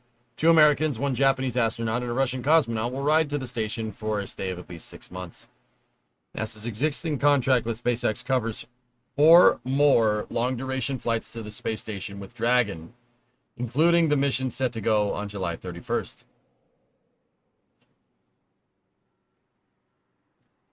Not really, Jason. Yes and no. One way NASA can save money in the space station's budget is by simply flying fewer missions. That's right. Stitch said Thursday that NASA is working with SpaceX to extend the Dragon spacecraft's mission duration limit from 7 months to 8 months. The recertification of Dragon for a longer mission could be finished later this year, allowing NASA to extend Crew 11's stay at the ISS if needed. Over time, longer stays mean fewer crew rotation missions. We can extend the mission in real time as needed as we better understand the appropriations process and what that means relative to the overall manifest. Boeing's fixed-price contract with NASA originally covered an unpiloted test flight of Starliner, demonstration flight with astronauts, and then up to 6 operational missions delivering crews to the ISS. But NASA has only given Boeing the authority to proceed for 3 of its 6 potential operational Starliner missions. This milestone, known as the ATP, is a decision point in contracting lingo where the customer, in this case NASA, places a firm order for a deliverable. NASA has previously said it awards these task orders about 2 to 3 years prior to a mission's launch.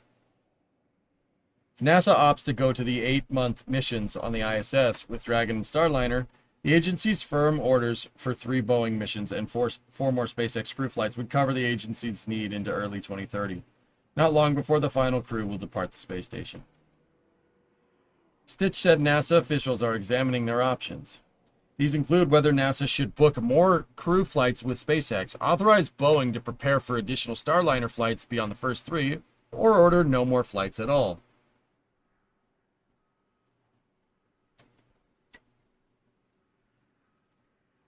As we better understand the budget and better understand what's in front of us, we're working through that. It's really too early to speculate how many flights will fly with each provider, SpaceX and Boeing. NASA officials have an eye for what happens after 2030. The agency is partnered with commercial teams led by Axiom, Blue Origin, and Voyager Technologies on plans for privately owned space stations in low Earth orbit to replace some of the research capabilities lost with the end of the ISS program. The conventional wisdom goes that these new orbiting outposts will be less expensive to operate than the ISS, making them more attractive to commercial clients, ranging from pharmaceutical research and in-space manufacturing firms to thrill-seeking private space tourists. NASA, which seeks to maintain a human presence in low Earth orbit as it turns towards the Moon and Mars, will initially be an anchor customer until the space station builds up more commercial demand. These new space stations will need a way to receive cargo and visitors. NASA wants to preserve the existing commercial cargo and crew transportation system so they're available for commercial space stations in the 2030s. Stitch said that NASA is looking at transferring the rights of the agency's commercial crew missions that don't fly to the ISS over to commercial space stations. Among NASA's 2 commercial crew providers, it currently looks more likely that Boeing's contract will have unused capacity than SpaceX's when the ISS program ends. This is a sweetener NASA could offer to its stable of private space station developers as they face other hurdles in getting their hardware off the ground. It's unclear whether a business case exists to justify the expense of building and operating a commercial outpost in orbit, or if the research and manufacturing customers that could use a private space station might find a cheaper option in robotic flying laboratories. Yep. Man, this is a long article from Steve. NASA's policies haven't helped matters. Analysts say NASA's financial support for private space station developers has lagged. It's been underfunded, that's right. And the agency's fickle decision-making on when to retire the ISS has made private fundraising more difficult. It's not a business for the faint-hearted. For example, Axiom has gone through several rounds of layoffs in the last year. Yeah, well, that's what happens when you try to expand too fast. The White House's budget request for FY 2026 proposes a 25% cut to NASA's overall budget, but the funding line for commercial space stations is an area marked for an increase. Still, there's a decent chance that none of the proposed commercial outposts will be flying when the ISS crashes back to Earth. In that event, China would be the owner and operator of the only space station in orbit. Yep. At least at first, transportation costs would be the largest expense for any company that builds and operates privately owned space stations.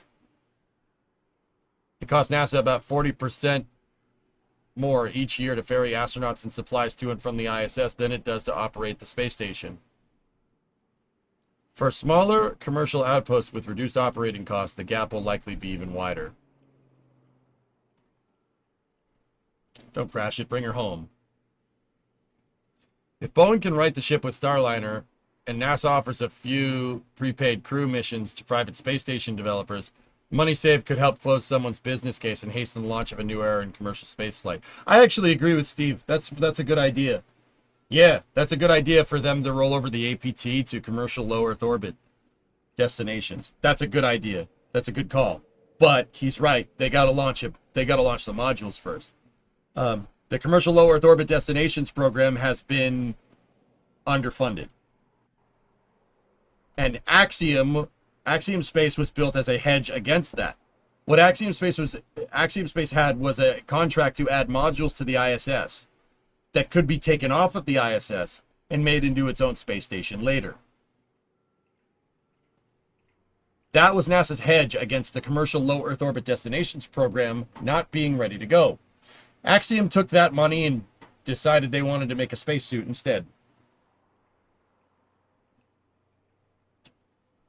Axiom got the contract for the AXEMU, the extravehicular activity spacesuit that astronauts are going to use on the moon. They got that contract too, and then used all their money to make the spacesuit, and the space station got delayed big time, to the point where they're going to lag further behind the commercial low Earth orbit destinations program. Look at companies like VAST.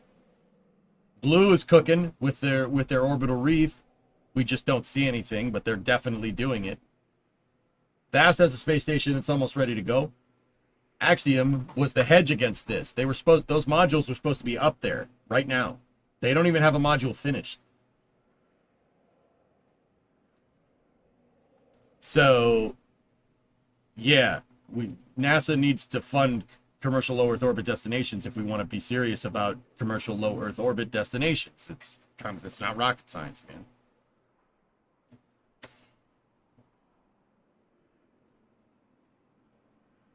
Or boost its orbit to a place where it'll stay put, mothball it in orbit, no destroy. That's a really bad idea.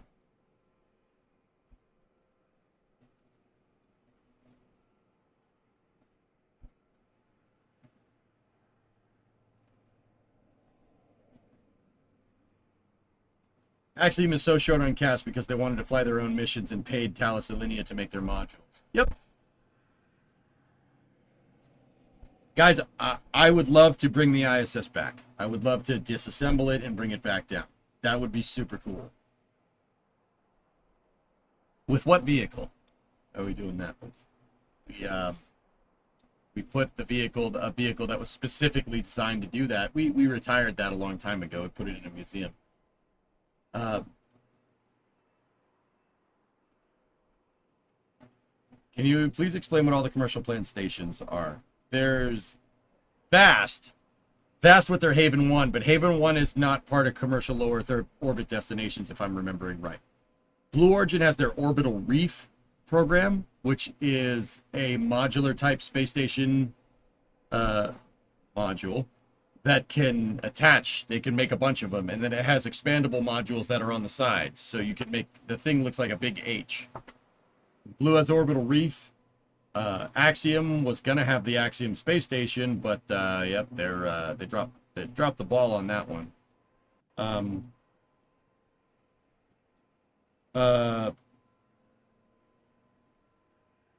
Who else? What was the last provider? I'm sorry, I forgot.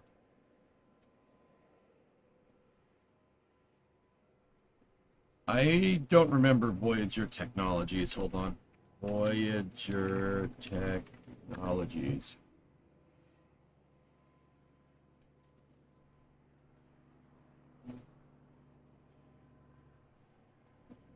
Oh, Voyager's thing was on there. Their module was the picture.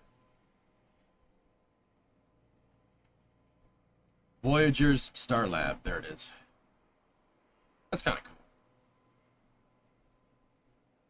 Funny how the only company that's not part of the commercial low Earth orbit destinations is making the most progress. Yeah.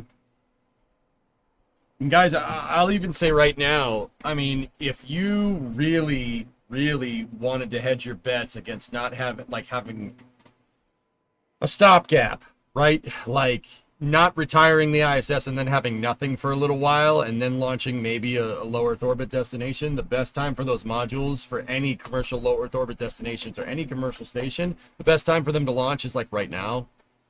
Yeah, right now. So you have some operational overlap. Heck, if you put a commercial low Earth orbit destination station in the same orbit as the ISS, you could even part out the ISS and bring parts over to your new station. Axiom. Oops.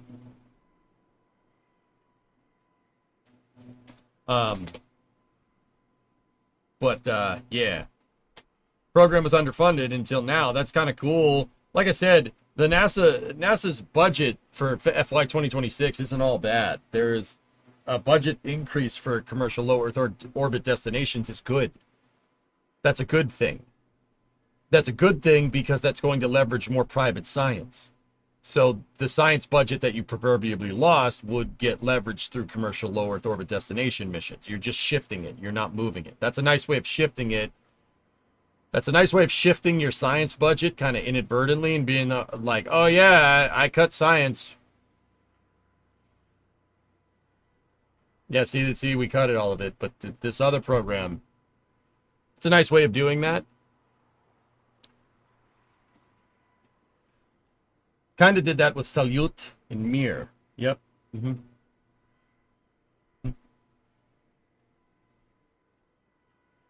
As far as I know, nobody has actually considered making a pressurized wheel. That's a complicated thing to build in space, Shadow Mask. Too bad Boeing didn't have another successful spacecraft they could have used for commercial crew. Can you imagine if they there's no way that happens, but that would be cool. You're talking about the X-37C, right? Actually, you know, quick side note, dudes. The X-37 program got like $1 billion in funding. And the Space Force's budget was vastly expanded, which is...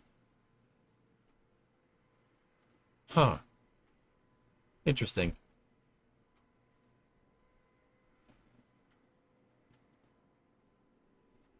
X-37B to the moon? I mean, short line...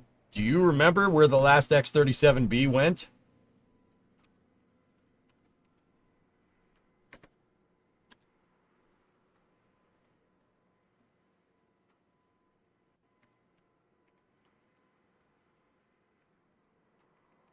Do you remember where it went?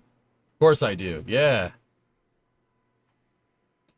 We gotta find that picture.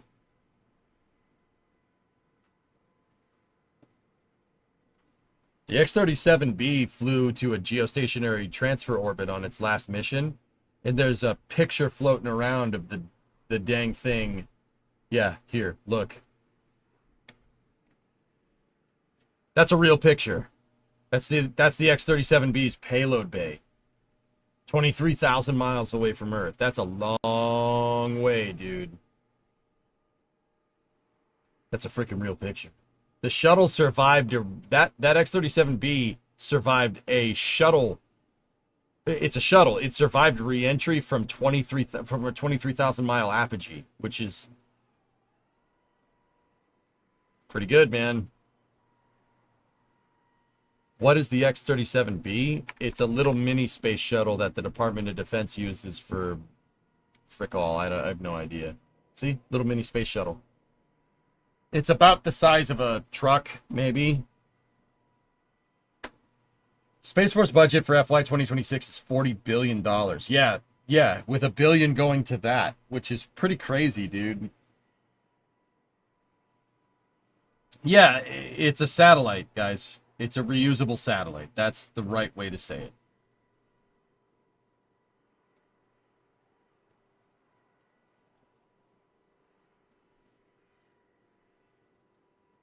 Yeah, that thing re-entered from Geo, which is... That's pretty good, dude. That's pretty damn good. Yeah, David, that's right. Thank you, Tough Rock. That's right. Starship tiles are made out of something very similar to those tiles. Yep, highly maneuverable, reusable satellite. That's right, dude. It's pretty good. Just saying. It's a pretty cool piece of equipment.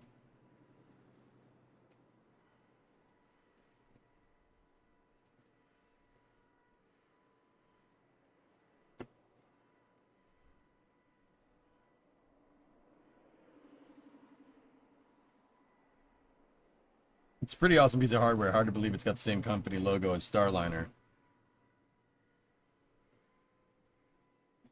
Yep.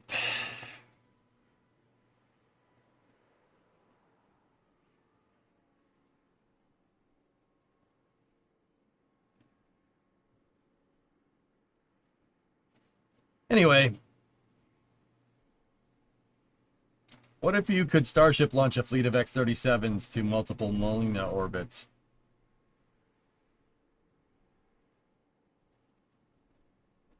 What would that do? Paradigm. Why are we putting Starship? Why are we putting an X-37 in a Starship?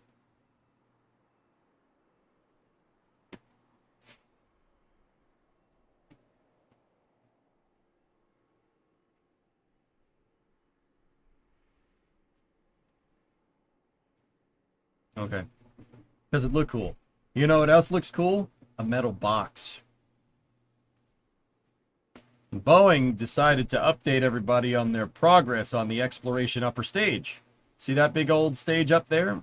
That is the Block 1B upper stage for SLS. It's a much bigger upper stage that will enable much greater dexterity in lunar orbit with the Orion capsule in the future. It's slated to first fly. It's slated to first fly on the Artemis 4 mission when Mobile Launcher 2 is ready to go. Now, Boeing did this update. Now, what did they talk about? Did they talk about how they have the stage ready to go? How maybe they have the tanks ready to go? Maybe they talked about how, you know, they're integrating payload onto this thing for the first time. Nope. Nope. They talked about building a box. Boeing announced that they've completed the thrust structure for the structural testing article of the exploration upper stage. And didn't even give us a picture of it. They gave us a render of it.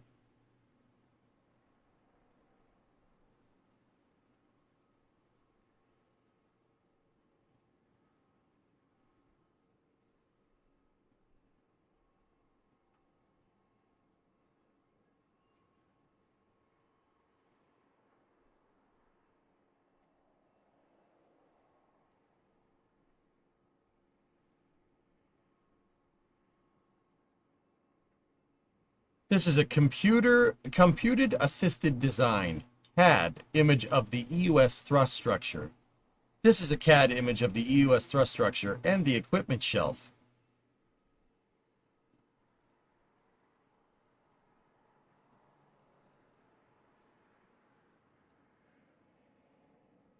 See, the equipment shelf is this gray piece right here. And then the thrust structure, that box is right there. It mounts 4 RL-10s on each corner. They've completed a box.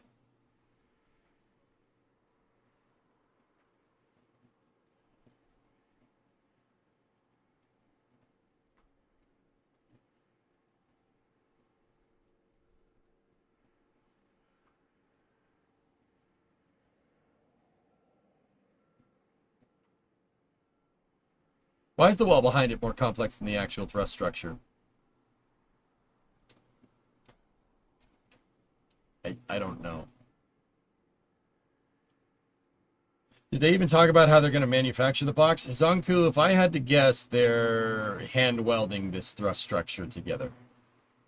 Because they have jigs on the floor for setting up this and hand welding it together. Now, fellas, okay, jokes aside, it's not just the box that they made. They tested the entire process for, it was a confirmation of the process, the processing flow of manufacturing thrust structures. What does that mean in plain English? They didn't just make the stupid box, okay? That anybody could do that. It would take it would take 5 minutes. They're figuring out the entire process, the end-to-end process for building the entire EUS, and this is just one step of that. Because it's NASA, and it's waterfall style testing, they will figure out end-to-end process. What does it take to start with a couple of sheets of metal and figure out every step in between those couple of sheets of metal and a fully functioning upper stage. They wrote the entire manual for the thing. This was testing to make sure that that part of the manual works correctly, your processing flow. So, okay, ever the optimist, that means that we should start seeing more components to the EUS come a lot faster, because they have all the plans made for this thing, for the processing. So we should start to see more components being fabricated very quick. I just still think it's absolutely hilarious that Boeing announced that they made a box. They made the thrust structure for the EUS. They announced that. And their they put it into a press release, and their press release doesn't even have a picture of it. It has a picture of a TV with a picture of the box that they made.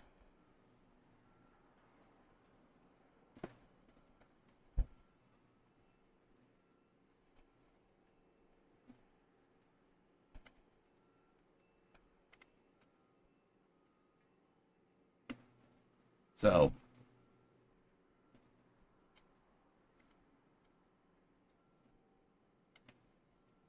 but they actually made the box? Oh, no, they can't show you that. Their press release didn't even have a picture of the box.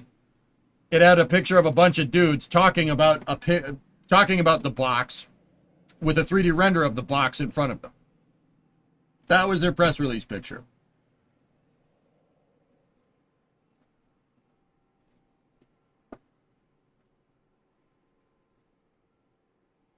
The optics of that can't be ignored. I think that's hilarious. However, I do understand the waterfall approach to building rockets.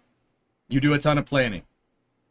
And you do a ton of planning, you get all your planning done, you think of every conceivable detail, and then you execute on the plan. That's a good way to do it if, you know, you have lots of time. So we should start seeing more EUS components come about. Or maybe renders of EUS components. What's in the box? Don't worry about it. You can't look in the box. Sorry, I'm not impressed with their progress. Oh, neither am I. I find it very funny. So waterfall, I talked about this at the beginning of the automotive stream today. Waterfall processes for rockets is very good when you have experience in the matter. Okay, so Boeing has been working on coming up with everything that they need to do, basically building a plan for the entire assembly line for the exploration upper stage. That's what they've been doing this entire time. And they put the beginnings of that plan to the test. And it worked thus far. Now, it's not necessarily a bad way to do things, I'll be honest with you. But waterfall approaches really work when you have experience in this matter.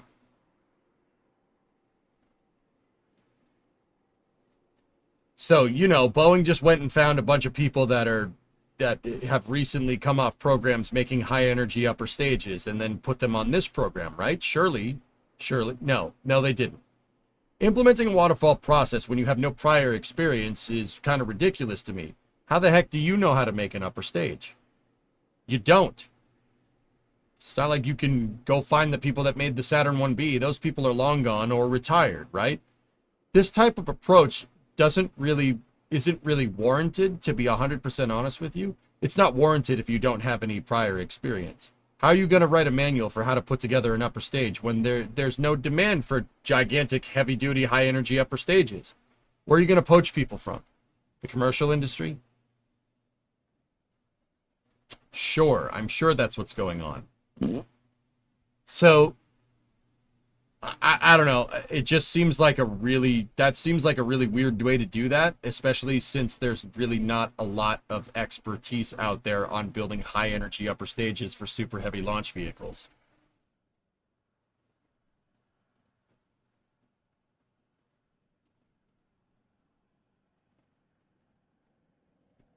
So waterfall for building it factory line style. The whole idea of a waterfall approach in this regard, Thousand, is that you have somebody that's done this before, somebody that knows how to take a stage, a high energy upper stage, like an upper stage for a heavy lift rocket, and implement it quickly. It knows the manufacturing process. Now, Boeing probably could have poached people from the core stage program, and that's probably what they did, which is not a bad way to do it. That's close enough. Core stage is kind of an upper stage. But, yeah. If I'm going to put it into words, like put it into plain Jane English, how the hell do you know how to put together a damn upper stage? Just start putting the stupid thing together and make the processing flow off of that. Finalize the processing flow as you go. So what? You make a couple of dud parts. Who cares? Scrap them, sell the scrap, buy more, keep building. Well, you know, they're not going to do that. That's what that's what SpaceX does. But yeah, it's just, it's just hilarious to me that, you know, they're like, SpaceX is rolling starships off of their assembly line, right? At Star Factory, and Boeing's like, we made a box. And we spent 5 years figuring out how to make that box.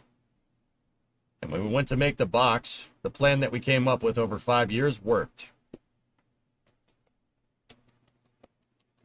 Pat on the back. Good job, guys.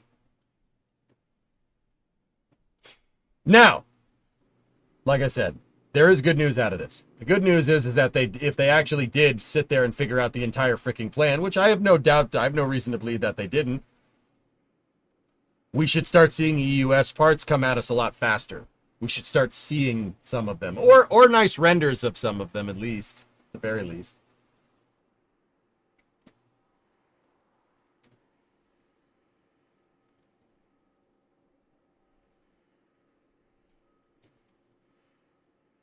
I mean, guys, I'll be honest with you. Did you guys watch Flame Trench last week? So I do a podcast on Friday nights with my buddy Jack and my buddy Sawyer over at NASA Spaceflight, and we do a podcast called The Flame Trench, right? And the Flame Trench is where we talk about spaceflight and stuff. And NASA's budgets came up last week, and you know, I've been thinking about this a lot lately.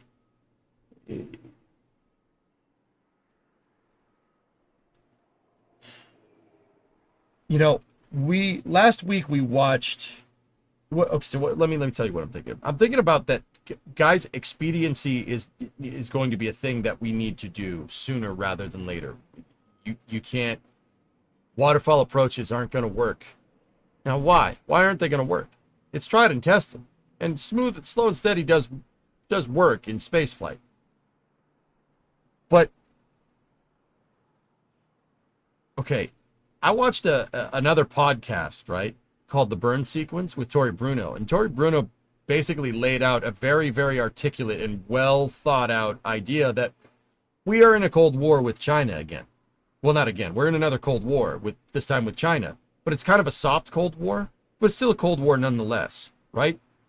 So this mentality of NASA, because inadvertently we're in a soft power projection war with China. Inadvertently, we are space racing them. Now, I think it's kind of silly that we need a space race as an excuse to spend money on space, but also at the same time, if we are doing that and we are in a battle for soft power projection, basically, excuse my language, it's a dick measuring contest with China. If that's what we're doing, right? Expediency is key here. It's called a space race for a reason, right? So, you know, how this came up in the context of NASA's budgets is, well, the science budget's getting basically hollowed out. Which, once again, I still don't think the Senate will allow for that, but whatever. And it's a huge increase to human exploration operations, which is great. That's a good thing. That's more NASA moon missions. I get it, SLS, it's price tag, blah, blah, blah, blah, blah, blah, blah, better with science, blah, blah, blah. I get it. But also, that right there shows, at the very, very least, all right? And don't get me wrong, don't have a lot of like capital invested in the current presidential administration when it comes to space, especially after getting rid of Isaacman. But also at the same time, that does show some at least keen sense of awareness of expediency in regard to sending people to the moon and beating China there. Whether you guys like that, whether you guys want to hear that or not is another story. But I truly think that, you know, and I talked about how our ideas of NASA are changing. The ideas of what NASA is changing, and I think coming with those ideas about NASA changing and kind of NASA reverting back to what NASA was doing in the 60s, i.e. dick measuring contest, right? You're going to start to see like a more 1960s NASA come around. And that means that you're going to see more expediency. The time of sitting there and congratulating yourself and having an ice cream social because you built a frigging box is over. That's not a thing. This is not going to fly. Well, hopefully, I do want it to fly, to be very clear. But this isn't going to work. You're in a soft power projection. If you're going soft power projection war, you're in a dick measuring contest with China, okay? That's really important to understand. And the presidential budget, well, pretty bad for science. It's frankly disgusting for science, right? Does represent some, at least a modicum of awareness of this, of that fact, right? So this waterfall, you know, we took 5 years to figure it out, and now we've made a box. Ice cream social for everybody. Oh, and next Friday is Hawaiian t-shirt day. So just go ahead and wear a Hawaiian t-shirt. That's not going to work. That's not going to work. And that is the reason why I think we should we're going to start seeing more exploration upper stage stuff get talked about. Look at, I mean, the signs are there, fellas. The signs are there. Look at how quickly they've put together ML2 over the past 6 months. Look at how quickly Artemis 2 was stacked. The signs are there. Hopefully something good comes out of this, because just gutting the science mission directorate is, there's not many things that makes that okay. But getting NASA to pull their head out of their tail with human exploration operations might be one of those things, but who knows? But once again, this, you know, patting yourself on the back press release because you made a freaking box, like that ain't gonna work. This, if I'm understanding the budget request correctly, you know, post Isaacman departure, or post Isaacman being kicked out, it sounds like NASA could potentially return to doing grandiose, crazy space programs with people involved.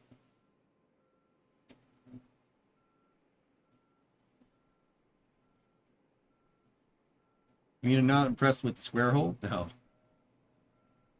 Did he actually explain how the box works? Levin, it's the thrust structure. 4 RL-10s mounted each corner. That's it. That's all.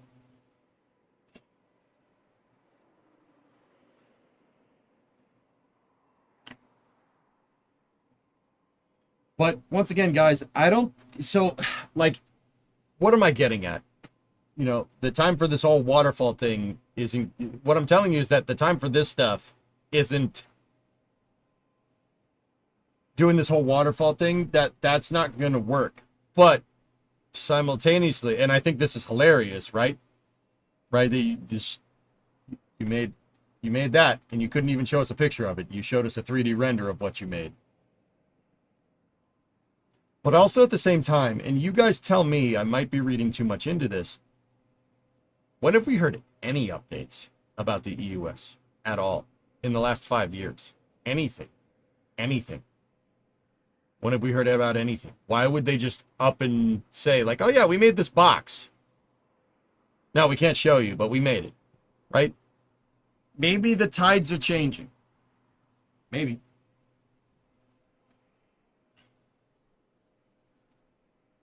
Why now? Are you serious? I just told you that a moment ago.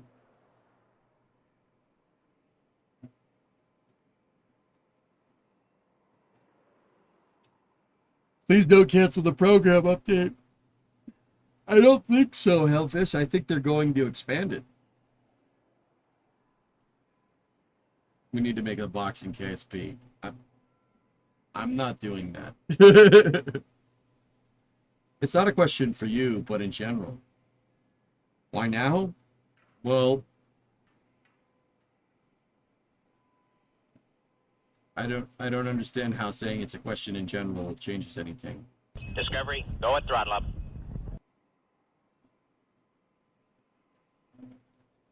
Valkyrie 7-month resub. Surely there's some way to light a fire under Boeing's butt to get them in gear. Yeah, saying you'll pull the contract if they don't do anything. There's an SNL joke in here somewhere, one with Justin Timberlake. Is it your rocket engine in a box?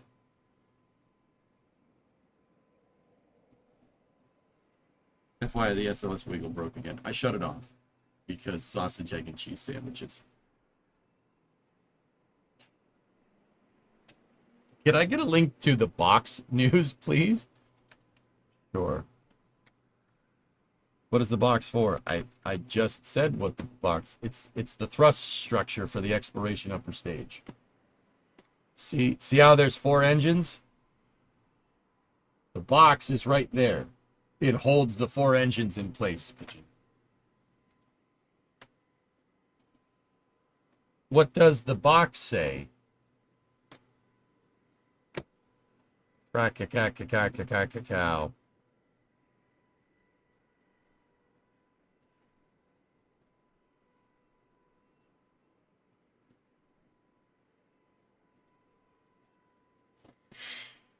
So, yeah, Boeing made a box.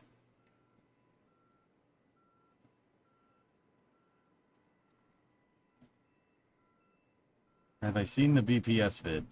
When was the BPS vid released, Seacracken? On that note, you want to play Counter-Strike 2 tonight. It was released 4 hours ago. What was I doing 4 hours ago, dude? Look at the uptime on the stream. Do you think I've seen Joe's new video yet? Come on, we got a vibe. Remember, I meant for space news. Oh no, I haven't checked it out, dude. But also, I mean, you do have like 5 monitors, right? Yeah, but Starbase Live is on a lot of them. Is there a secret to joining your Discord utilizing your phone? Follow directions, but it says I don't have permission. No? I don't know. I don't think so. An Asian series about beating China would lean in on both man, space, and science. Each feeds the other. Yeah, no doubt, Daveldot. I would have said that. I would have said that a couple of years ago, and that's more than likely true. Most likely true. The science missions have to depend on the human missions, though. Apollo leveraged us more scientific understanding than a hefty amount of scientific programs that we've done in the years after, right?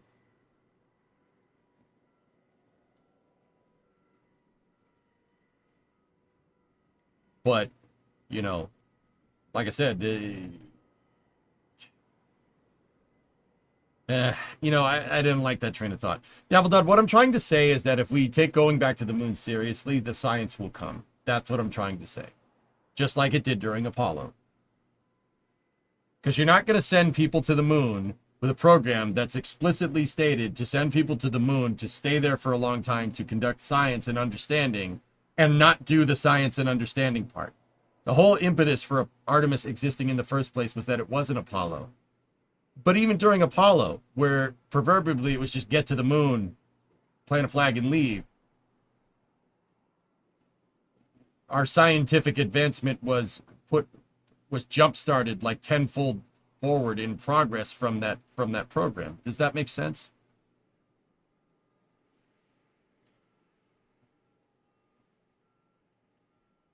Why not redesign the Falcon Heavy? Maybe add another stage and send it to the moon. Isn't it easier and faster? SpaceX has been doing that, Levin. They redesigned Falcon Heavy by making it 9 meters wide and making it out of stainless steel. And making it fully reusable.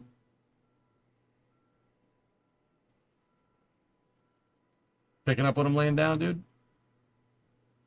Oh, this is space. Valkyrie, I'm in space. gifted a sub to I am the I-Man. All right, cool.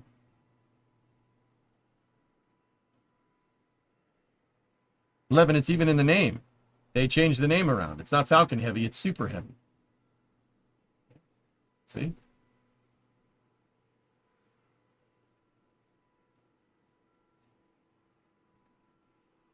And they make bed frames with that space box? Well, I hope so. I can never get those dang things straight. Hopefully their bed frame is straight.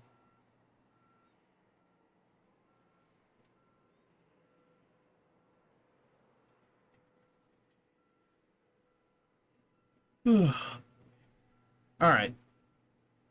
So, Boeing made a box. That's kind of cool. In other news, the Tomorrowland stage burnt down.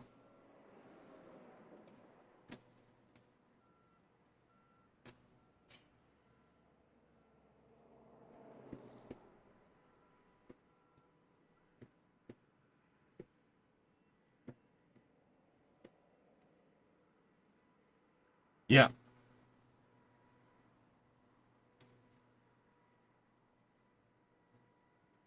Yeah, it burnt down. Yeah, but it's not canceled. So it looks like they had a little bit of an ice theme going here. You know, maybe you should just switch the theme up to the opposite of this.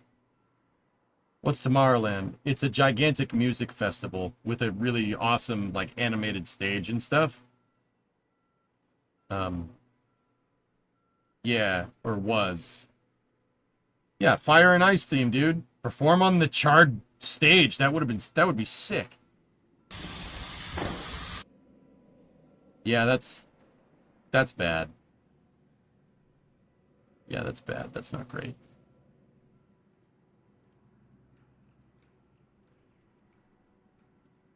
Yeah. So they haven't canceled that show either, which is very strange, but hey, whatever. Oh, nope, they did. Never mind. They canceled Tomorrowland 2025. That was very recent. Wait, no, maybe not. I don't know.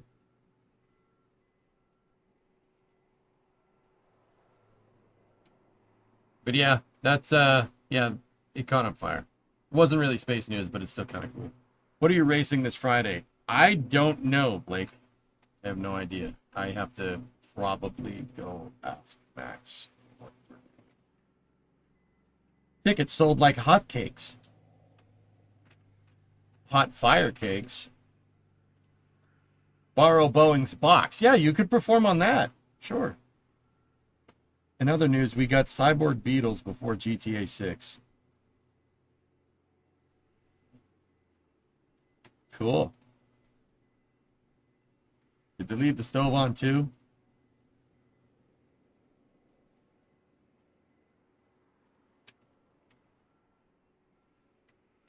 Love it.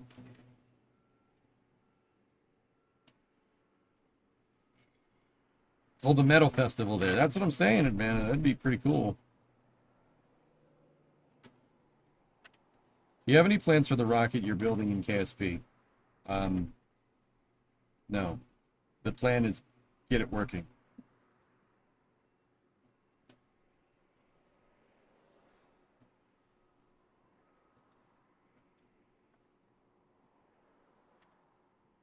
I want to go over some KSA dev updates and give your input. Honestly, 95, I'm suffering from pretty bad heat stroke right now. It was 90 in the garage today, and I was working in there, and I have a very bad dehydration headache. Yeah, I've been basically fighting it this entire space news, dude.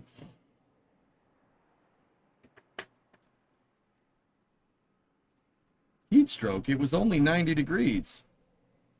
Oh yeah, okay.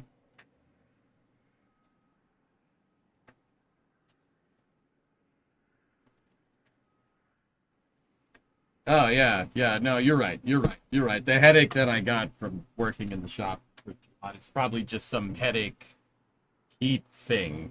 You know, yeah, no, it's not heat stroke, though. You're absolutely right.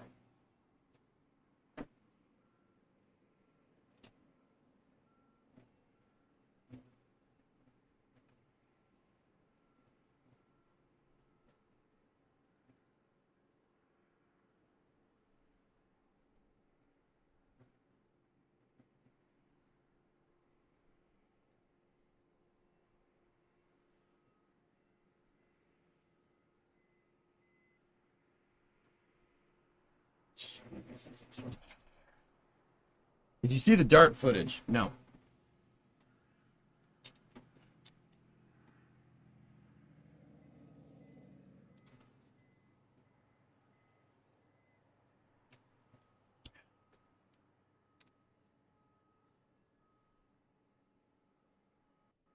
Body temp is 98. 90 is less than that. You'll be fine. Oh, yeah, no. Yeah, yeah, you know. I just want to review this conversation, 1062. I said I had a headache and I don't feel good, and you basically said no, you don't have a headache, you'll be fine. I just want to make sure we, you know, we're on the same page here.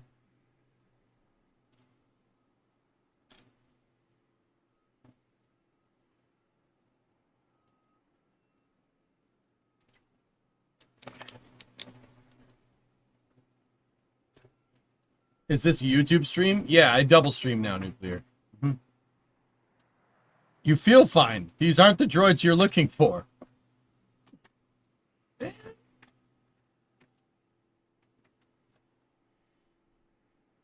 Sounds like quitter talk. Yeah, so I can go. Yeah, no, it's not quitter talk. So, you know, your reverse psychology me being into playing summer car, so I can do something dumb in summer car because I have a nasty headache, right? Tranquility Base here. The Eagle has landed. At least Boeing's box will work better than Pirate Software's code.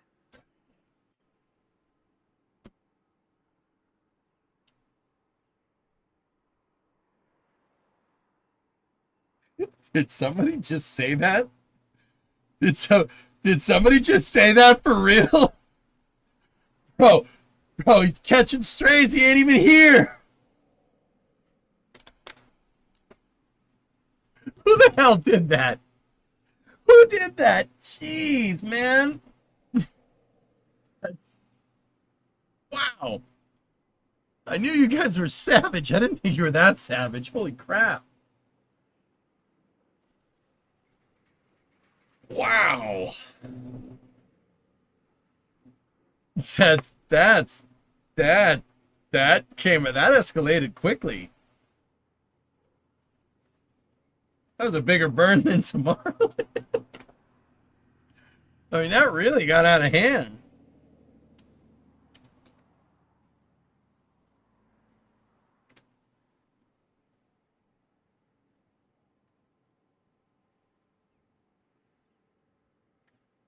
$10.62, it was 70% humidity today, dude. 32 C, it was 90 degrees in the shop. In the damn shop. It sucked, dude. I don't know if I have heat stroke, to be quite fair, but dude, I was drinking water left and right. I was sweating so much there was a puddle on the ground. Got any Gatorade? I probably drive down to the corner store a little bit later.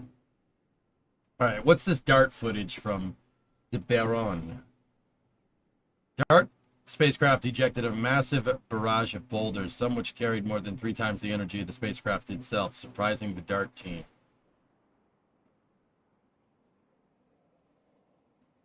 Whoa.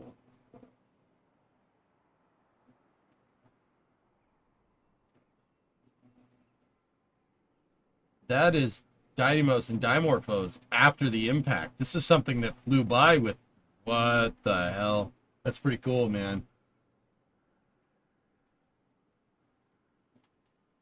It's 3 a.m. and it's still 28 C indoors. Damn, Steve. So it's 8 p.m. here right now, dude. Keep this, man. This is the shop right now. It's 8 It's 8 p.m. The sun is basically down. Look at that. This is what I've been dealing with all day. And it's hotter in the shop. It was 32 in the shop. It's 70 humidity. And like, look at me. Look at me. I look like a lobster.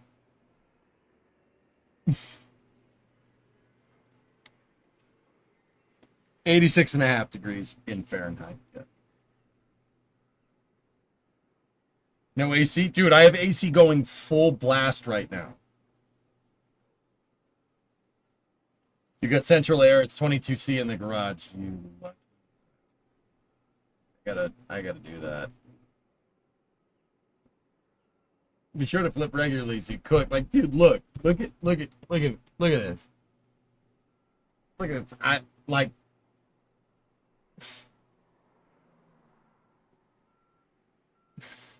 Nuts, man.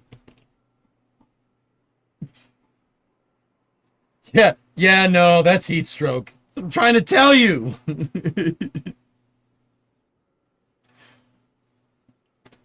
Drinking water is helping though. But yeah, the reason why I got up is because I went and took some Advil. I have Advil in the shop.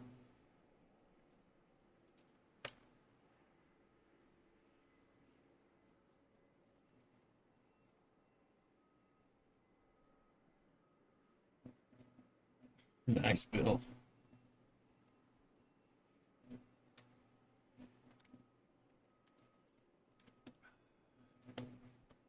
All right.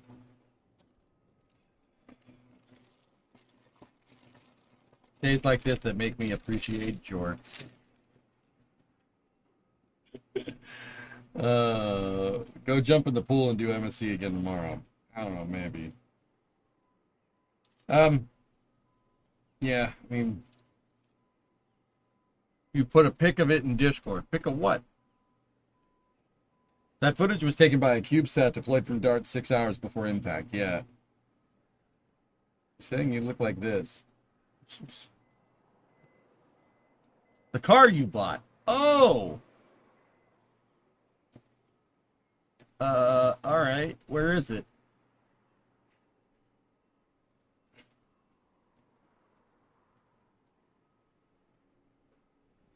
I tuned out for a minute. Did you say no MSC? I might need to do it tomorrow, dudes. But let me see. Where's your car? It's in cars.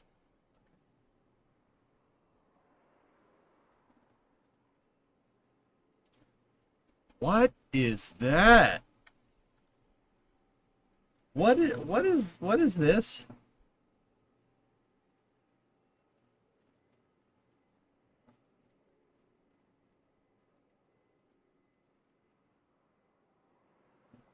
That is a car.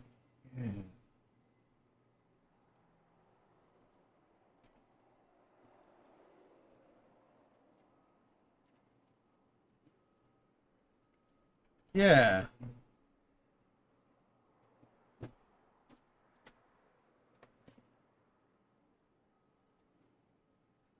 You said it in chat. It's a 1300.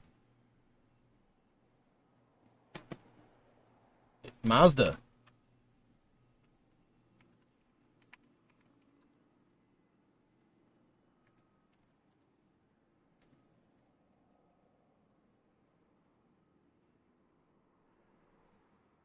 '74 Mazda 1300. Yeah. Okay. Wow, that's I don't, you know what, Greg? I don't know too much about this thing. To be 100% honest with you, I don't know much about him.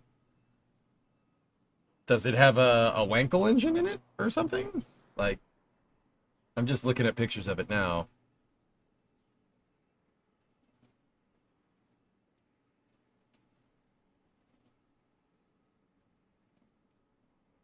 It was born a 4-cylinder.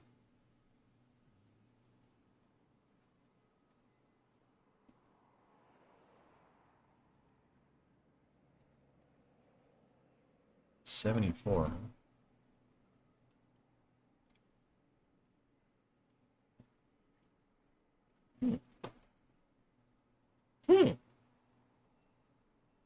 That's what the RX denotes. Yeah.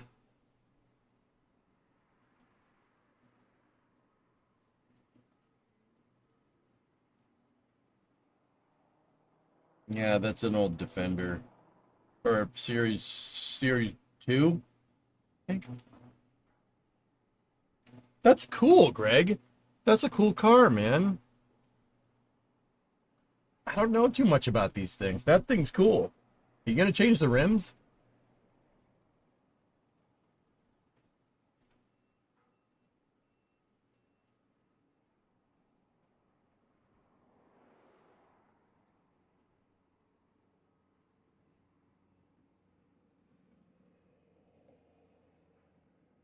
You paid 50 G's for that?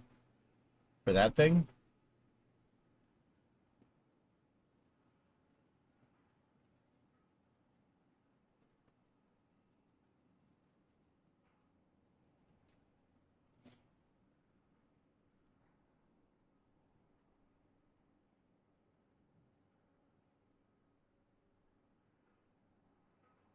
$50K Australian is 32,000 US.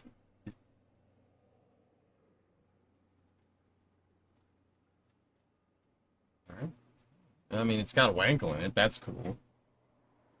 I mean, guys, you gotta understand, like, Strya, that's a pretty classic car. So, that's cool, man. Is that what they usually go for? Like, I'm asking a bunch of questions because I don't know too much about these things, man. And also, is it left-hand drive? Is that left? Huh. Dude, I have a lot of questions. I have a lot of questions. Oh. Oh, we got video. Greg's got his video, dudes. Nope, that's not working. Do it this way. Boom. Boom. Boom. Oh, that's sick, dude.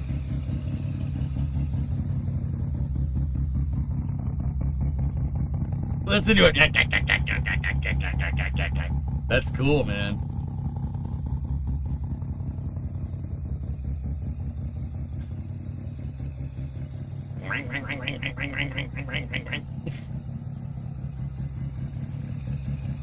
It's right-hand drive, okay.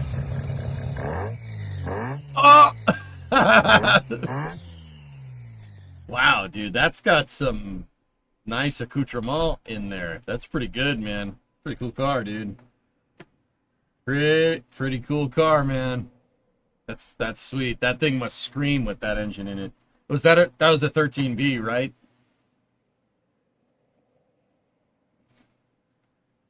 Let's hear it again. Oh, Tessa, you'll like the wank. This is Tessa's favorite thing to do. Wank.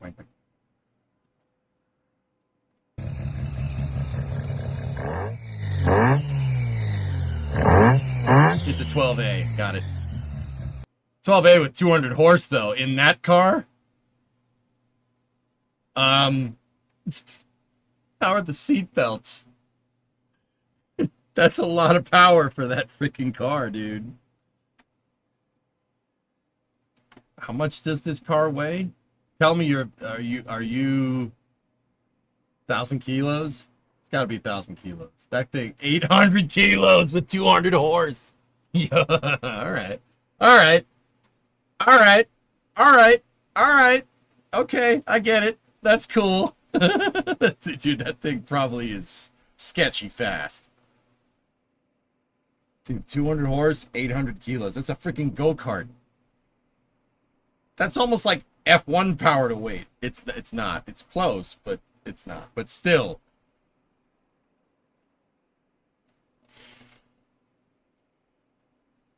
It's not the size, it's how you do that. Well, Atlanta, the only people that say that are people with small cars.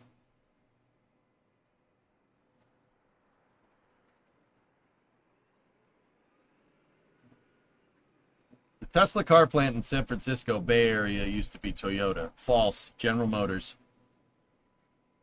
It was GM Fremont. And GM shuttered the plant in 2008 and Tesla bought it for nothing.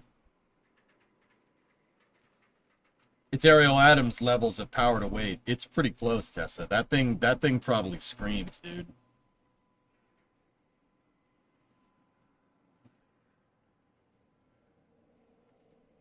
You're going from a 2022 Hyundai i30 to that. Oh, thank God. Good for you. It was called New United Motor Manufacturing. Oh, you know what, Home Planet? You're right. It was a joint venture between GM and Toyota. You're right. It was NUMMI. Bob, that's correct. I'm wrong. You're right. You're right. That's correct. It was NUMMI. It's the N model. i30N. That. Well. Yeah, no, you're right, Home Planet. It was GM's plant, but Toyota used it to make Corollas. You're right. You're actually right. I mean, I wouldn't call myself half right. It was GM Fremont before NUMMI. That's, you guys are correct. I'm wrong. NUMMI, yeah. So you guys want to hear something? And Bob, I'm sorry. This was a bonehead thing to do. I'm sorry. This is one of those auto manufacturers in the 90s just doing dumb stuff. So GM didn't want to design a small car. They didn't want to design a small car. Instead of getting their engineers to design a small car, they went to Toyota and said, hey, if you let us see how you design the Corolla, we'll give you manufacturing plants in the United States. And you guys can make Corollas here, and we'll sell them as Geos. Geo Metros, I forget what the Corolla version of that is, but whatever. Water reminder. Yeah, I gotta get more. Yeah. So you guys are right. That's correct. And GM basically got the shaft for it because you gave an auto manufacturer that is your competition the keys to your backyard, which just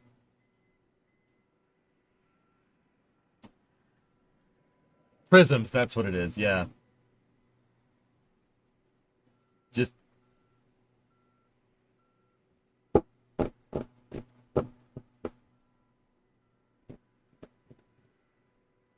the Metro was the Suzuki. That's right. Yeah. Man, it's not very often that chat schools me on automotive knowledge, but you guys, you win this round. No, that was good. You guys are right. It was new. I don't know why Chevy wouldn't just make a small car. Plenty of experience doing that, but somebody's like, no. Toyota, come here. Your car is good enough. We can use that, and you guys can manufacture here, right? That's a fair deal. Geos are Toyota. Why are they all garbage? Geo Prisms are not a garbage car, man. They're not a garbage car. Geo Prisms go 300,000-400,000 miles, no problem. I can school you anytime, any day of the week. Shut up. GM has never been able to make a small car. All the modern small Chevys are Daewoo. Yeah, it's something. Yeah, Bill. You know, that's an interesting note. It's something that they still do to this day. Yeah, it's like Chevy Sparks and stuff. It's just Daewoos. What about the Chevette? The Chevette's a good car. It's not like they didn't have experience making small cars. You can learn me some things about rockets. That's right. The trend started with the Chevette, which was a partnership with the Isuzu. You know what, Ernok? I didn't know that either. I thought the Chevette was in-house.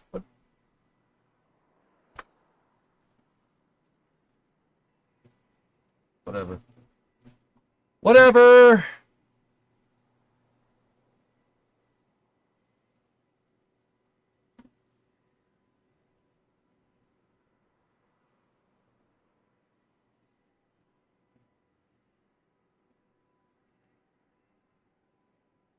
The heat is getting to him. I told you I have a disgusting headache. Like, I can't think straight. Next, someone will tell me the current Super is really a BMW.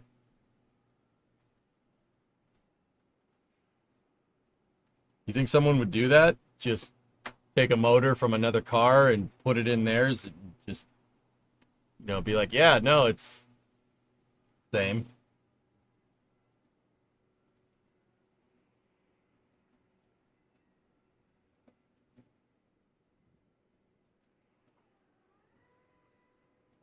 I wish I would have learned manual as a kid, having to learn at 27. It's not that hard. The Toyota FRS is a Subaru. It's funny because Toyota is doing it now. Yeah.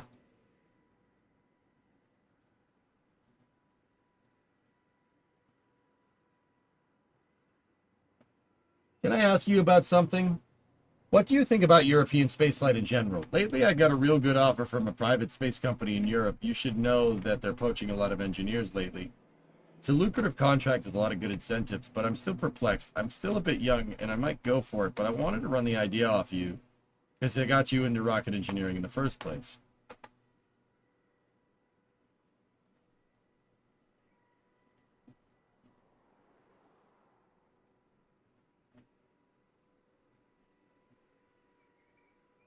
Is it one of the startups, Baron? It really depends. It depends on who it is, man. Like, for real. Oh,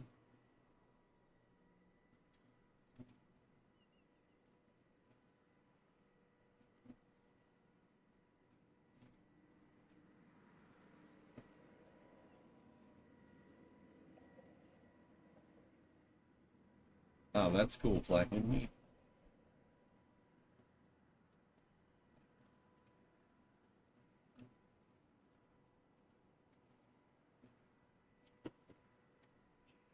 European spaceflight could take off. It could, but it's gonna be a while. And I don't know. I mean,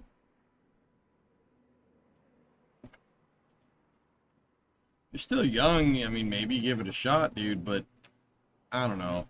I don't mean to disparage or denigrate any European companies in this way, but I think the party is in the U.S. when it comes to aerospace engineering. I'm not just saying that because I live here. I mean, that doesn't mean that you couldn't go and do it, you know?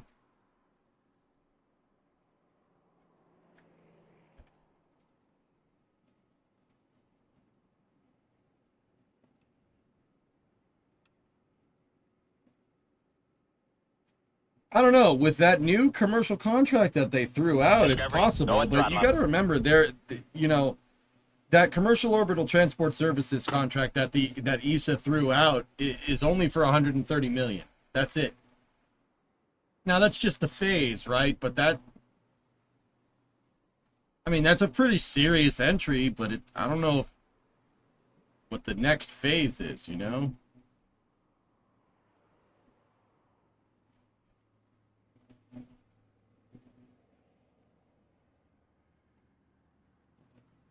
I don't think that, and I don't think that the European providers, unless there's some radical change to legislation, I don't think they'll be able to go as fast as you would go over here, dude, to be 100% honest with you.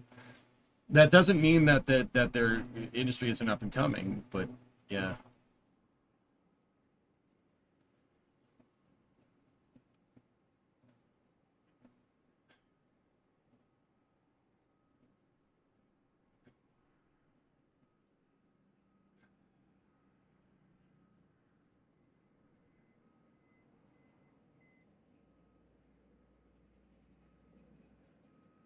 But yeah, I don't know, dude. I would stay here personally. Just personal, sorry, I'm wiping the sweat off my back, dude.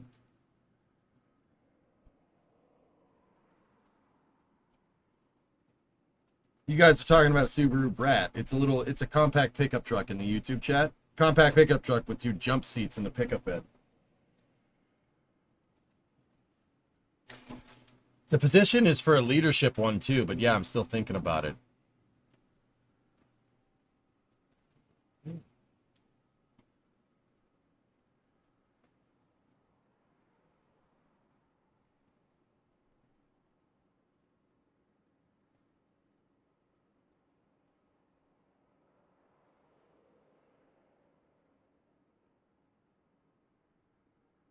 You thought the Baja was cool? Give me a Ranchero, man. You know?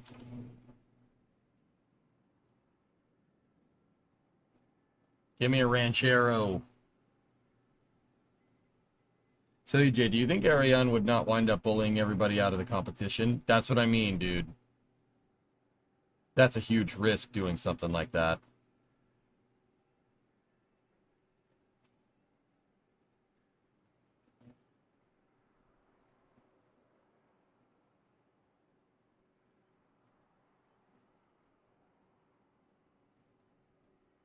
Yeah, it's a huge risk doing something. My Baja's best deer blind.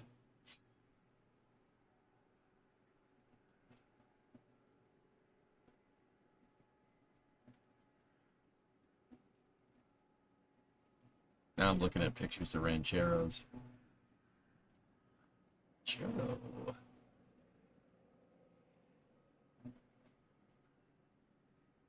Yeah, I got you, Baron. Yeah.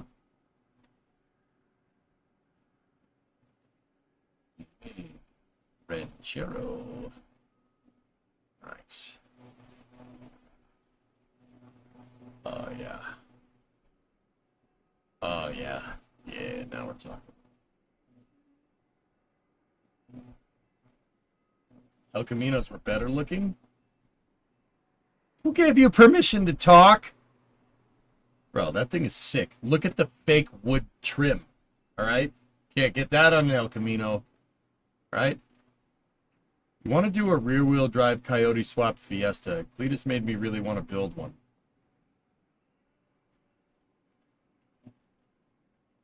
Yeah. I mean, I don't have any space right now. My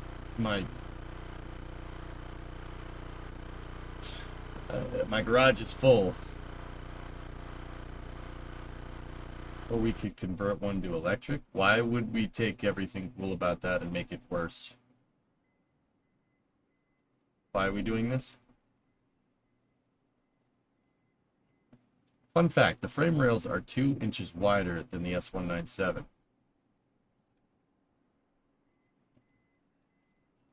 Are we doing cities tonight? I don't think so. I want to play Summer Car, guys, but I'm stalling. I'm not going to lie to you.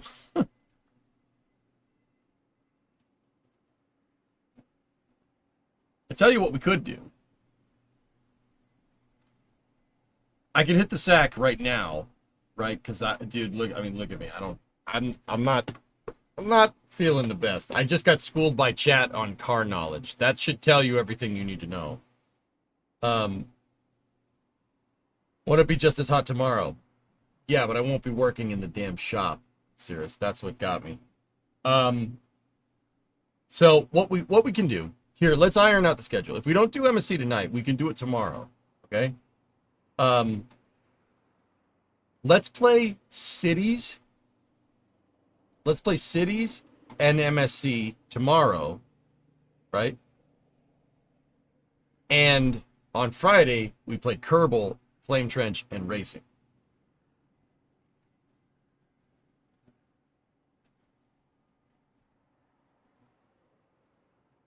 Is that a fair deal? Can we do that? Because I'm not gonna lie to you, I feel like trash.